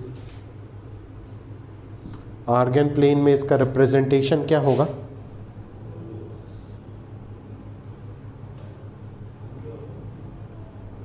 ये हो गया रियल एक्सिस, ये हो गया इमेजिनरी एक्सिस, ये हो गया आपका ओरिजिन। तो 1 - 2 आयोटा क्या हो जाएगा? 1 यूनिट एक्स एक्सिस में आओ और 2 यूनिट इमेजिनरी एक्सिस में चला जाओ। बट एज ये माइनस लगा हुआ है तो ऑब्वियसली ये डाउनवर्ड डायरेक्शन होगा। तो ये जो पॉइंट होगा, ये पॉइंट किसका रिप्रेजेंटेशन? 1 - 2 आयोटा का रिप्रेजेंटेशन हो जाएगा। बात समझ आ रहा है ना? क्लियर है? Fourth quadrant, because real part is positive and imaginary part is negative. आया बात समझ में? तो इस तरीके से आपको पहले कॉम्प्लेक्स नंबर जो भी जिस फॉर्म में भी दिया गया हो, आपको सबसे पहले इसको a + आइटा b फॉर्म में कन्वर्ट करना है। और जैसे ही ये a + आइटा b फॉर्म में कन्वर्ट हो जाता है, इसका मॉड्यूलस निकालना है एंड देन इसको रिप्रेजेंट कर देना है complex plane, that is the Argand plane में। बात समझ आ रहा है? कोई डाउट है क्या? बोला क्लियर है? चलो, तो आप पॉज करके नोट कर लीजिएगा अच्छे से। अपन आगे बढ़ते हैं अगले क्वेश्चन की ओर। चलिए,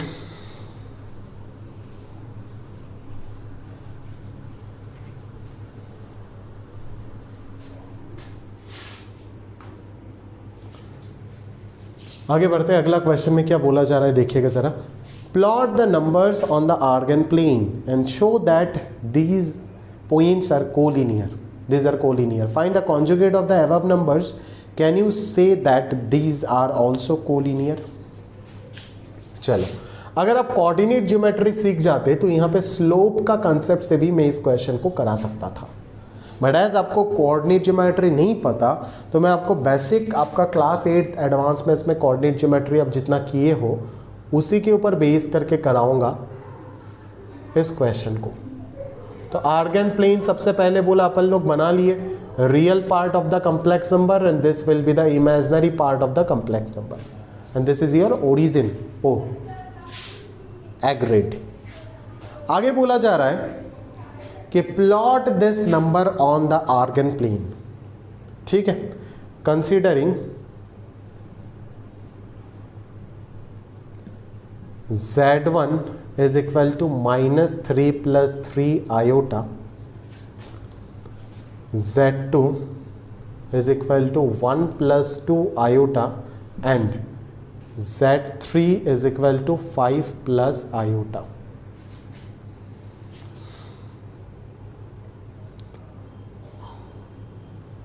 Be any three complex number, any three complex number, be any three complex number represented by points A, B and C on the Argand plane, represented by points A, B, C on the Argand plane. Clear है क्या? तो चलो, -3 + 3 iota कहाँ पे होगा? 1 unit. Scale से अगर आप बनाओगे तो और एक्यूरेट होगा, इधर भी 1 यूनिट, 2 यूनिट, 3 यूनिट। तो एग्जैक्टली 3 3 मान लो यहाँ पे हो जाएगा आपका कौन सा पॉइंट? ए पॉइंट, जो Z1 कॉम्प्लेक्स नंबर को रिप्रेजेंट कर रहा है। अभी अगर मैं Z2 के बारे में बात करूँ तो वो 1 यूनिट इधर जाएगा और 2 यूनिट ऊपर जाएगा, दैट इज ये हो जाएगा आपका B, जो Z2 को रिप्रेजेंट कर रहा है। और Z3 के बारे में बात करूँ तो 1 unit, 2 unit, 3 unit, 4 unit, 5 unit. पता नहीं, फर्क नहीं पड़ता है कि 1 यूनिट कितना सेंटीमीटर है, आप कुछ भी रखो, वो आपके ऊपर है। तो 5 यूनिट और इधर आपको जाना है 1 यूनिट, तो ये हो जाएगा C Z3। तो आपको एग्जैक्टली प्रूफ क्या करना है कि ये तीनों के तीनों कोलिनियर है। इनको आप अच्छे से ग्राफ पेपर अगर दिया जाता है तो उधर आप प्लॉट करोगे, अदरवाइज स्केल से ही आर्गन प्लेन मेजरमेंट लेकर के प्रॉपरली प्लॉट करोगे एंड देन फाइनली आप प्रूफ करोगे कि ये तीनों के तीनों पॉइंट कोलिनियर है। अगर तीनों लाइन ज्वाइन करके ज्वाइन हो जाता है तो ऑब्वियसली कोलिनियर है, वो तो ज्योमेट्रिकली ग्राफिकली दिख रहा है, but mathematically how can we prove that? अगर आपको स्लोप पता है तो आपको मैं स्लोप से बता सकता हूँ, बट एज आप तक स्लोप अभी तक आप पढ़े नहीं हो तो मैं डेफिनेटली आपको with the help of distance formula बताऊंगा। आप एक चीज सोचो तो, एक ट्राइंगल में अगर मैं बोलूं ये पॉइंट ए है, ये बी है, ये सी है, आप जानते हो sum of two sides is always greater than the third side, that is A B plus A C is always greater than B C, ये आपको पता है। बट अगर मैं बोलूं कि A B plus A C B C के equal हो गया, तब क्या हो जाएगा? तब ये ट्राइंगल खत्म हो जाएगा, तब ये ए पॉइंट नीचे आते आते यहाँ पे आ जाएगा। ऐसे ही तो होगा, ए बी प्लस ए सी अगर बी सी के इक्वल हो गया तब ये तीनों पॉइंट ट्राइंगल फॉर्म नहीं कर पाएगा, ये तीनों पॉइंट कोलिनियर हो जाएगा। बात समझ आ रहा है ना क्लियरली? तो एग्जैक्टली वही लॉजिक आपको यहाँ पे भी शो करना है। तो अब सबसे पहले क्या लिखोगे यहाँ पे? Here A B is equal to क्या होगा? ए पॉइंट आपका क्या है? ए पॉइंट था आपका -3,3, बी पॉइंट आपका क्या है? बी पॉइंट है 1,2 और सी पॉइंट क्या है? 5,1। तो ए बी अगर आप डिस्टेंस फॉर्मूला लगाओगे तो कितना आएगा? -3 - 1 whole square plus 3 - 2 whole square, तो अंडर रूट के अंदर 4 स्क्वायर 16 प्लस 1, तो ये आ जाएगा √17। बी सी कितना होगा? बी सी का अगर मैं बात करूँ तो 1 - 5 whole square plus 2 - 1 whole square, तो ये 16 प्लस 1 कितना आ गया? √17। और ए सी का अगर मैं बात करूँ तो ए सी आ जाएगा आपका -3 - 5 होल स्क्वायर प्लस 3 - 1 का होल स्क्वायर, तो ये आ जाएगा 8 स्क्वायर दैट इज 64 प्लस 4, तो ये 68 हो गया। 68 हो जाएगा √4 × 17 जो कि 2√17 हो गया। तो क्लियरली देख रहे हो, देयरफॉर आपको पता चल रहा है कि A B plus B C is equal to A B C.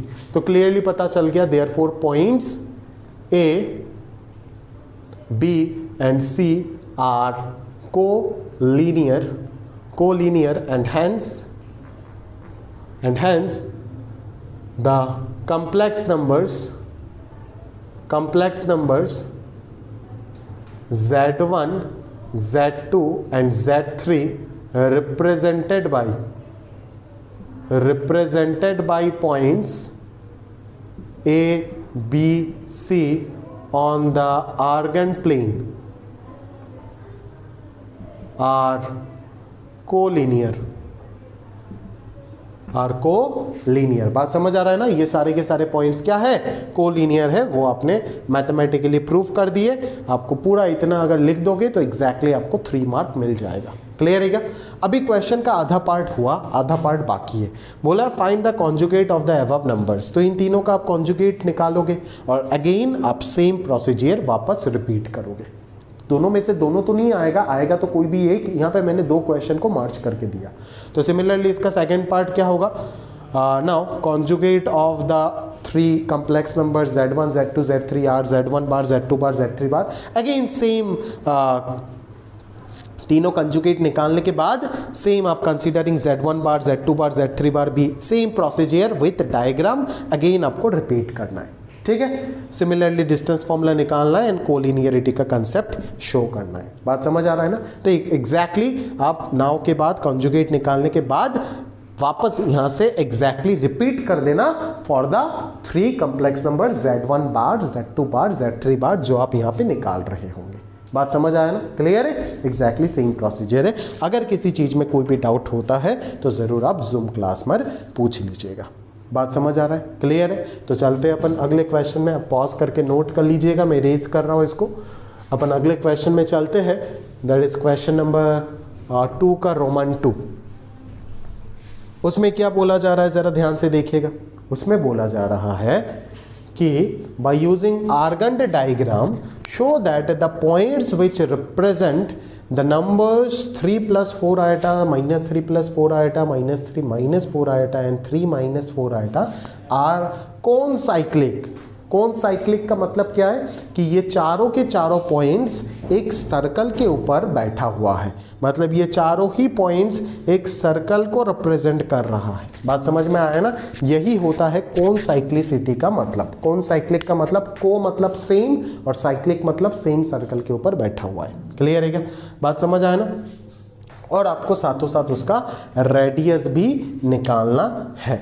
Clear है क्या, तो ज़रा ध्यान से देखते हैं कि किस तरीके से अपन लिखते हैं। सबसे पहले चारों पॉइंट्स को हमें कंसीडर करके आर्गन्ड प्लेन में प्लॉट करना होगा। This is our imaginary axis and this is the real axis. बात समझ आया, this is the real axis, this is our origin. Clear है क्या, तो ये मान लो आपका 1 है, ये 2 है, ये 3 है। बात समझ आया ना, ये 4 है, ये 5 है।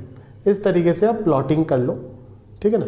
1 2 3, अगर मैं ध्यान से देखूँ तो 3 + 4 आइटा तक गया है मैक्सिमम, तो आपको यहाँ पे थोड़ा सा बढ़ाना पड़ेगा, 4 तक आप चले जाइए। This is your imaginary part of Z। 3 2 1 exactly यहाँ पे भी -1 -2 -3 -4 and again -1 -2 -3 and this will be your -4। Clear है क्या, तो अगर मैं -3 + 4 आयोटा का बात करूं तो यहाँ पे 3 आया + 4 आयोटा ये आया। मान लो ये Z1 को रिप्रेजेंट कर रहा है जो कि 3,4 से रिप्रेजेंट हो रहा है। सिमिलरली एक और पॉइंट आपका आ जाएगा, ये मान लेता हूँ D जो Z4 को रिप्रेजेंट कर रहा है -3 + 4। सिमिलरली इधर हो जाएगा -3 + 4 आयोटा B Z2 -3 4। सिमिलरली इधर आ जाएगा आपका C Z3 -3 -4। क्लियर है क्या, तो ये चारों के चारों अगर आप तरीके से कॉम्पास से बनाएंगे तो देखा जाएगा आपको कि ये चारों के चारों एग्जैक्टली एक सर्कल के ऊपर लाई कर रहा है। बात समझ में आया ना, ये चारों के चारों एग्जैक्टली, इधर थोड़ा मेजरमेंट बड़ा हो गया इसीलिए सर्कल गड़बड़ हो गया, बट अदरवाइज ये लगभग इस पॉइंट से पास होता। क्लियर है, और यही पॉइंट आपका -5 होता। क्लियर है, बोले सर कैसे आपको पता चल गया कि ये इधर भी 5 से पास करेगा, इधर भी ये 5 से -5 से पास करेगा, इधर भी आप बोल रहे हो कि ये 5 से पास करेगा और इधर भी -5।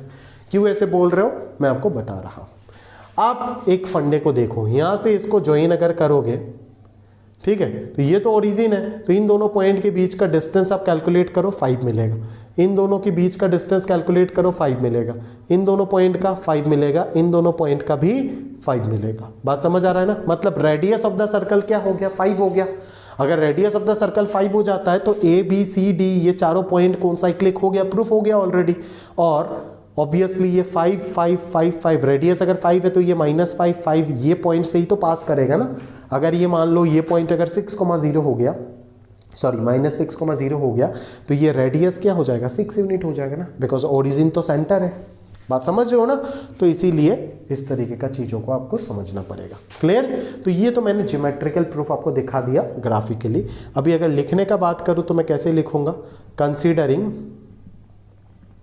considering any 4 complex numbers Z1 = 3 + 4 iota, Z2 = ऐसे लिख देना चारों के बारे में।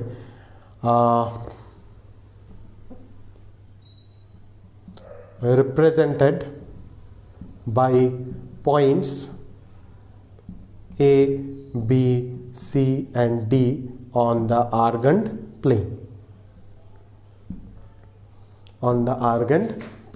क्लियर है क्या। हियर OA आप कैलकुलेट करना करके डिस्टेंस फॉर्मूला लगा के 5 मिलेगा, OB कैलकुलेट कीजिएगा 5 मिलेगा, OC कैलकुलेट कीजिएगा 5 मिलेगा, एंड OD जो है वो भी कैलकुलेट करना तो 5 मिलेगा। क्लियर है क्या, तो आप लिखेंगे क्या अभी, as OA = OB = OC = OD = 5, therefore points A, B C and D. यहां से ही तो प्रूफ होता है ना कि अगर ये चारों के चारों 5 आ रहा है, इसका मतलब क्या है कि A B C D are कौन साइक्लिक, मीन्स एक सर्कल के ऊपर बैठा है, ठीक है, with centre as O, with centre as O and radius कितना, रेडियस 5 यूनिट्स। बात समझ में आ रहा है, क्लियर है क्या? Hence complex number z1 z2 z1 equal to this, z2 equal to this, z3 z4 equal to this, represented by points a b c and d on the argand plane, on the argand plane are concyclic and, और क्या बोला था निकालने के लिए, and the radius of the circle, and the radius of the circle is 5 unit, is 5 unit। ठीक है, तो ये हो गया आपका एग्जैक्ट पूरा सॉल्यूशन। ठीक है, इस तरीके से अगर आप लिख देंगे और ये अगर पेंसिल से प्रॉपरली मेजरमेंट लेके बना देंगे तो इसमें और कोई दिक्कत नहीं है, नंबर काटने का एक जगह भी नहीं होगा, फुल में फुल मिलेगा। क्लियर है क्या? समझ आ रहा है? ठीक है, तो इस तरीके से एग्जैक्टली आपको लिखना पड़ेगा। ठीक है, तो अभी अगर 1 और 2 मैंने अगर करा दिया तो 3 वाला मैं आराम से होमवर्क दे सकता हूं, इसमें कोई शक वाली बात नहीं है, क्योंकि 3 वाला 1 के जैसा ही सिमिलर है। क्लियर है क्या? चलो नेक्स्ट क्वेश्चन अपन चलते हैं, नेक्स्ट क्वेश्चन में, दैट इज प्रॉब्लम नंबर 3 में। चलिए आगे बढ़ते हैं क्वेश्चन नंबर 3 में।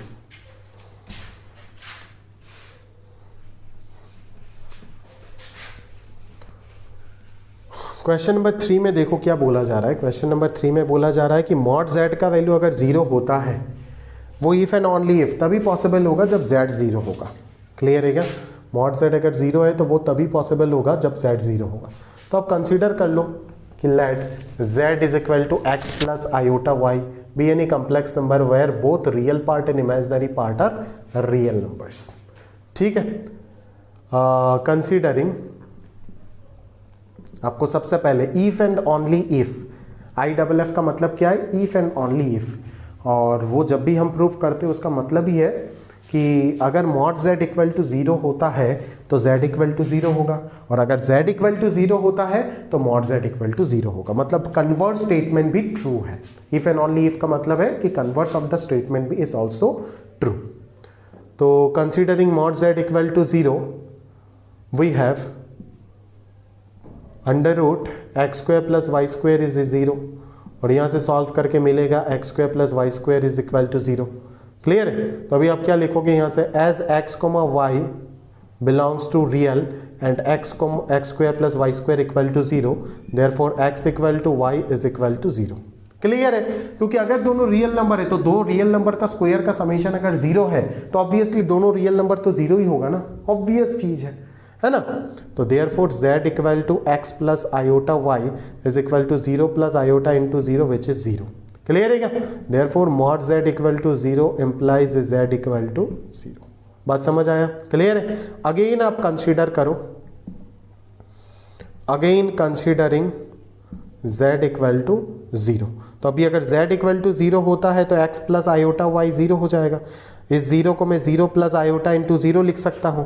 तो अभी अपन ये लिख सकते हैं कि comparing real and imaginary part, comparing real and imaginary part, we have x is equal to 0 and y is also 0। अगर x 0 और y 0 मिल गया तो कन्फर्म है कि मॉड z अगर निकाल रहे होंगे तो under root x square plus Y square आएगा, which is 0 square plus 0 square का under root which is 0। Therefore mod z equal to 0 अगर आप एज्यूम करते हो तो भी आपको क्या मिल रहा है? मॉड z इक्वल टू 0 मिल रहा है। इसका मतलब क्या है?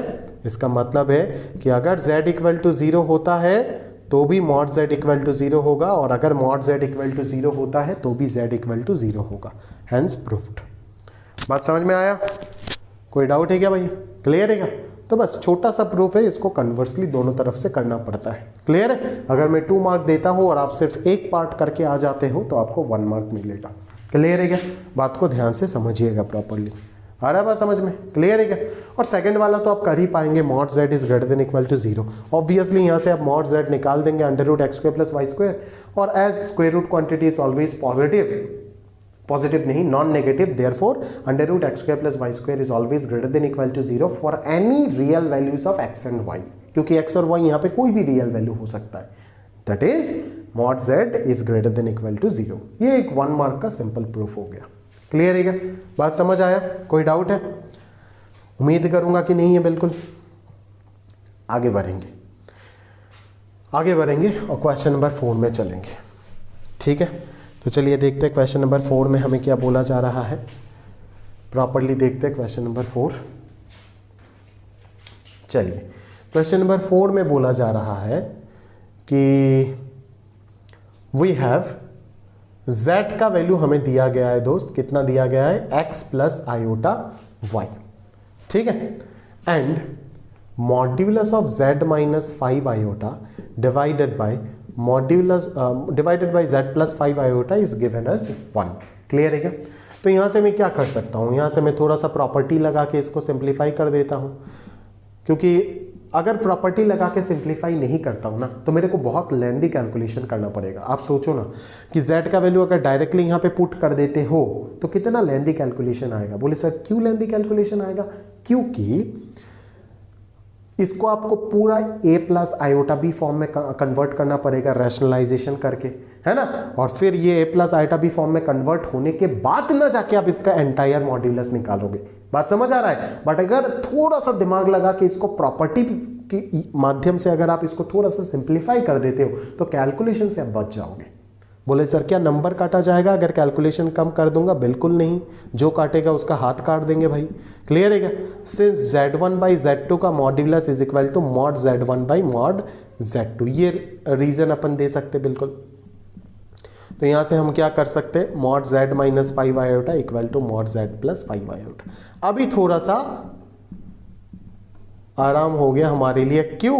क्योंकि हम रैशनलाइजेशन से बच जाएंगे। बट अगर हम प्रॉपर्टी यूज नहीं करते तो हम किसी भी तरीके से रैशनलाइजेशन से नहीं बच पाते।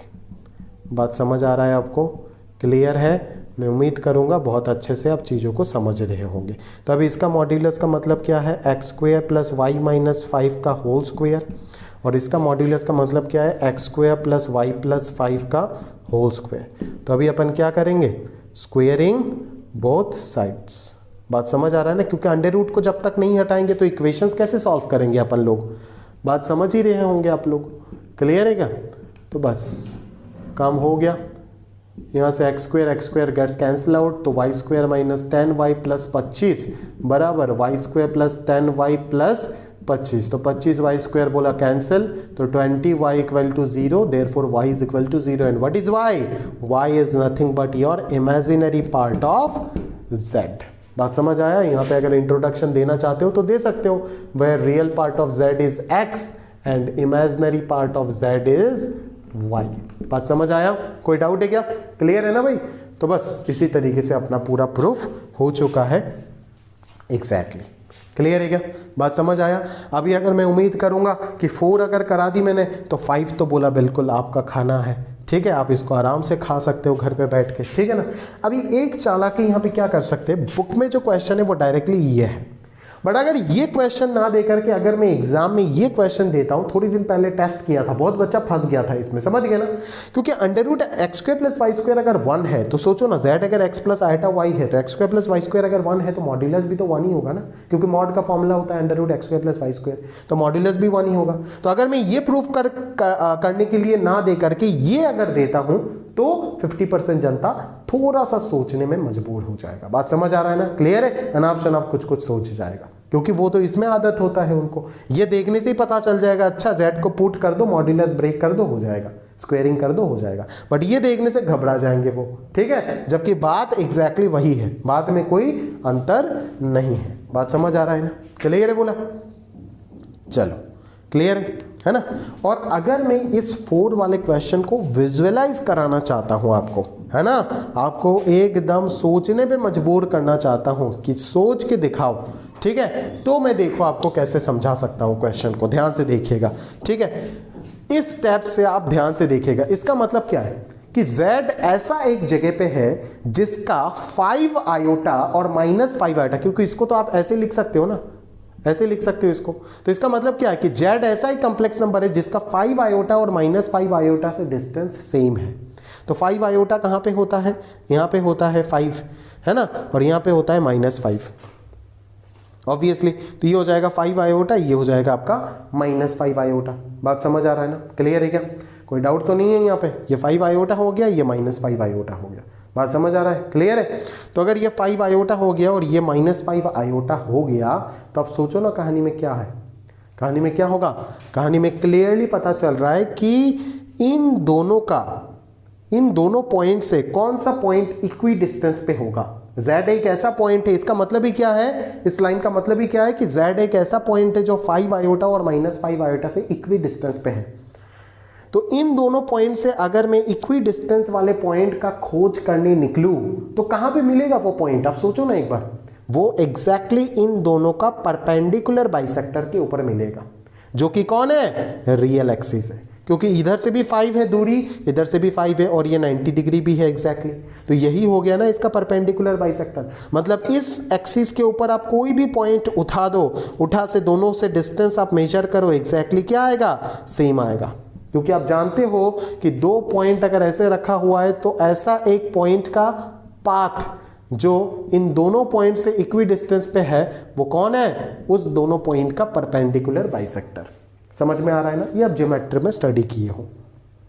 तो आंसर क्या हो जाएगा आपका कि z कहां पे लाई करेगा, z हमेशा रियल एक्सिस पे लाई करेगा। और अगर z रियल एक्सिस पे लाई करता है तो उसका इमेजिनरी पार्ट क्या हो जाएगा, 0 हो जाएगा। तो इसीलिए तो आपको ये प्रूफ करने दिया कि इमेजिनरी पार्ट ऑफ z क्या होगा, 0 होगा। ज्योमेट्रिकली लिंक कर पा रहे हो ना। ये जो मैंने कंसेप्ट बोला आपको, ये जबरदस्त कंसेप्ट है, ये 10th का बच्चे को नहीं पता। जो एक्स्ट्राऑर्डिनरी तरीके से पढ़ते हैं और जिनको पढ़ाया जाता है उसी को पता है ये सब चीजें, जो आपको IIT या फिर ओलंपियाड के फील्ड में काफी हेल्प करेगा। इस तरीके से सवालों को ऑब्जर्व करना सीखो, कैसे विजुअलाइज करेंगे अपन क्वेश्चंस को, इस चीज को बहुत अच्छे से स्ट्रेस करो।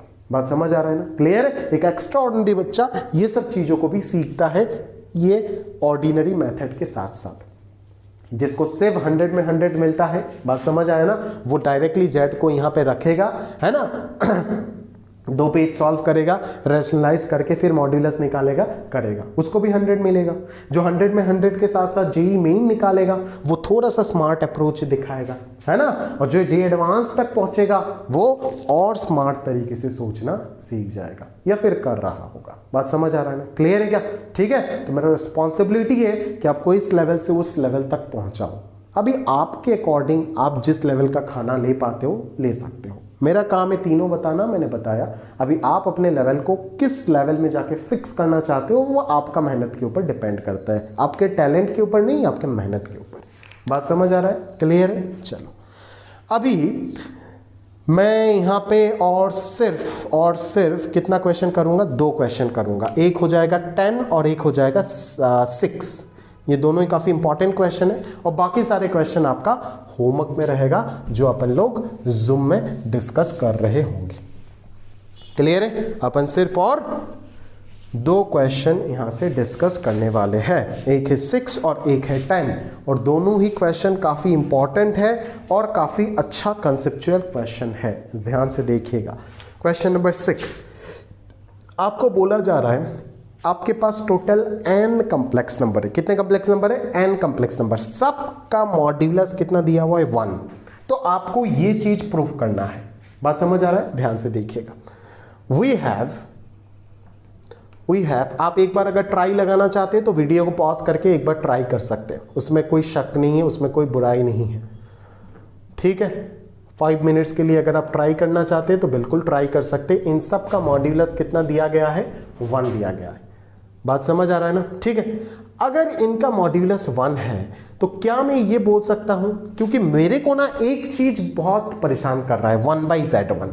और 1/z1 मैंने एक प्रॉपर्टी सिखाया था, सोच 1/z1 दैट इज z1 का इनवर्स। तो multiplicative inverse can be determined from z bar divided by mod z square. तो वही फंडा अपन अप्लाई करेंगे। तो अगर मॉड z स्क्वायर इसमें इन्वॉल्व हो रहा है तो सबसे पहले इन सब का स्क्वायर कर देते हैं। उसी से मेरे को थॉट मिला कि मैं इन सब का स्क्वायर कर रहा हूं।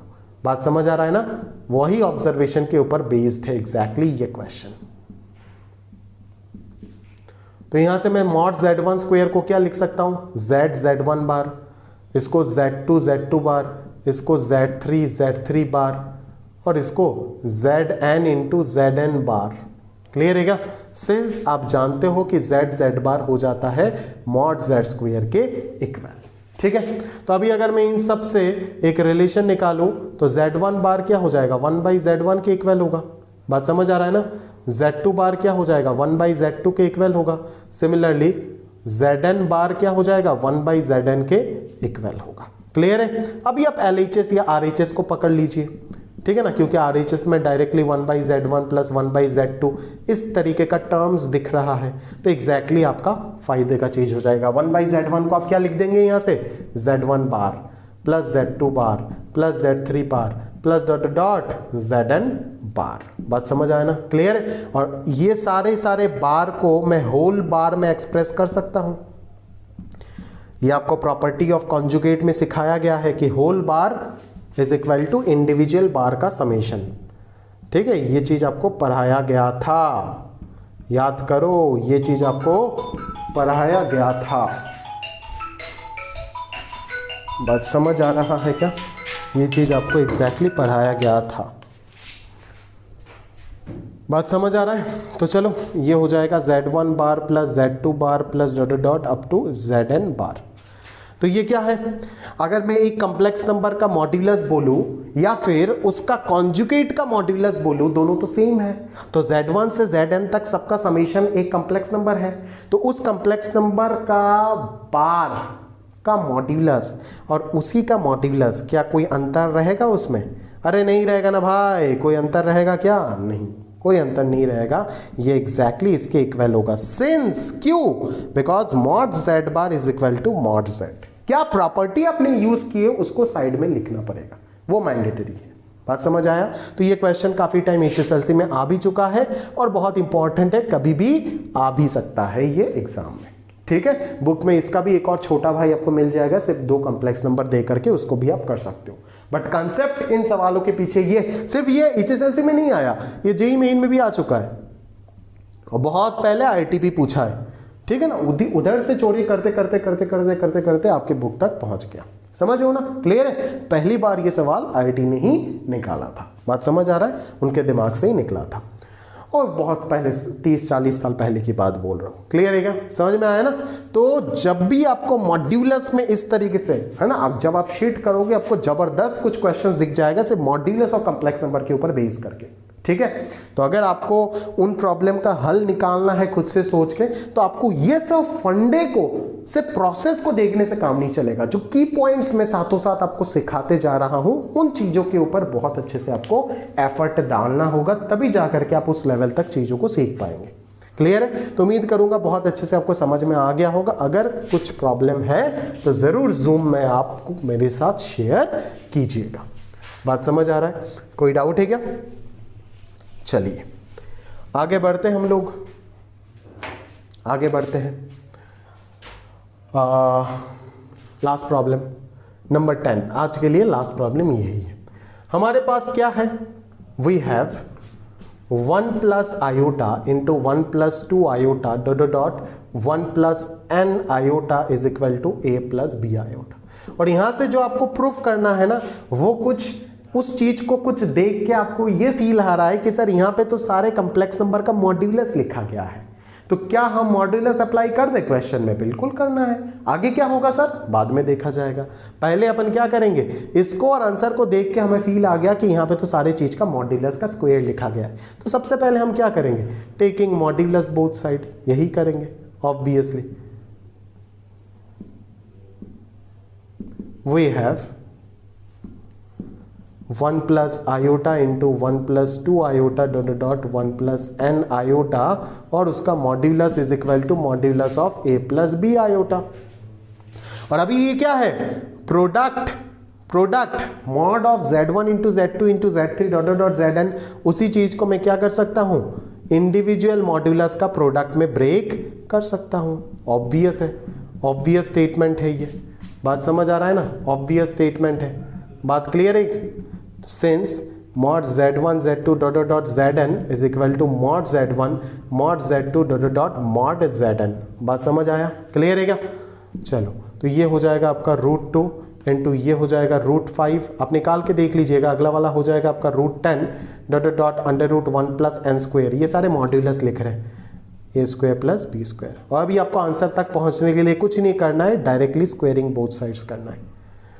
बात समझ गए आप? ठीक है, प्रॉब्लम्स को फील करने का कोशिश करना कि किस चीज को ऑब्जर्व करके, नहीं तो हर एक प्रॉब्लम अलग तरीके का लगेगा और आपको याद करने की तरफ जाना पड़ेगा।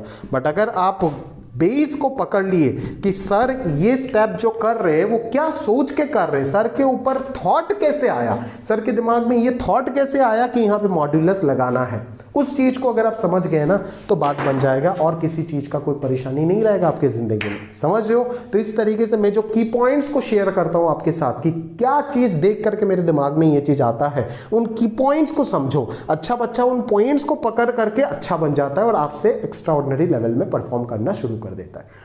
पढ़ाता हूं सबको सेम है बट परफॉर्मेंस अलग अलग आता है सभी का। क्यों? क्योंकि कैच करने का कैपेसिटी अलग है।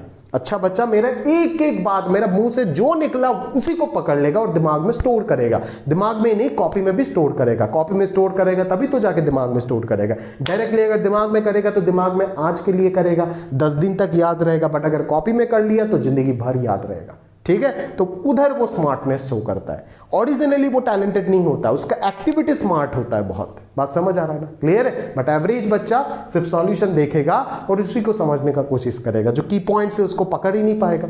तो डिफरेंस क्रिएट हो गया ना। वो तो मेरे को पहले देख के पता चल जाता है, ठीक है ना। बट आपको वो चीज़ समझते समझते बरसों लग जाता है और फिर बोलोगे अरे यार ये तो इतना टैलेंटेड था। टैलेंट वैलेंट कुछ नहीं होता है, सबका एक्स्ट्राऑर्डिनरी लेवल में एफर्ट होता है। बात समझ जाओ ना? ठीक है, वो मेरा मुंह से एक घंटे का लेक्चर में जो जो बात निकला उसी को पकड़ लेगा। बट एवरेज बच्चा हर एक बात को नहीं पकड़ेगा, वो आधा सुनेगा आधा नहीं सुनेगा। तो वहीं पे डिफरेंस क्रिएट हो गया, रिजल्ट में सेम डिफरेंस क्रिएट हो जाएगा। ठीक है ना? क्लियर है? चलो तो आज के लिए अपन लोग यहीं पे रखते हैं और बाकी आगे जब पढ़ेंगे हम नेक्स्ट लेक्चर में हम मिलेंगे और उसमें पढ़ेंगे एम्पलीट्यूड या फिर argument of a complex number. Clear है? तो आज के लिए यहीं तक समाप्त करते हैं। अलविदा।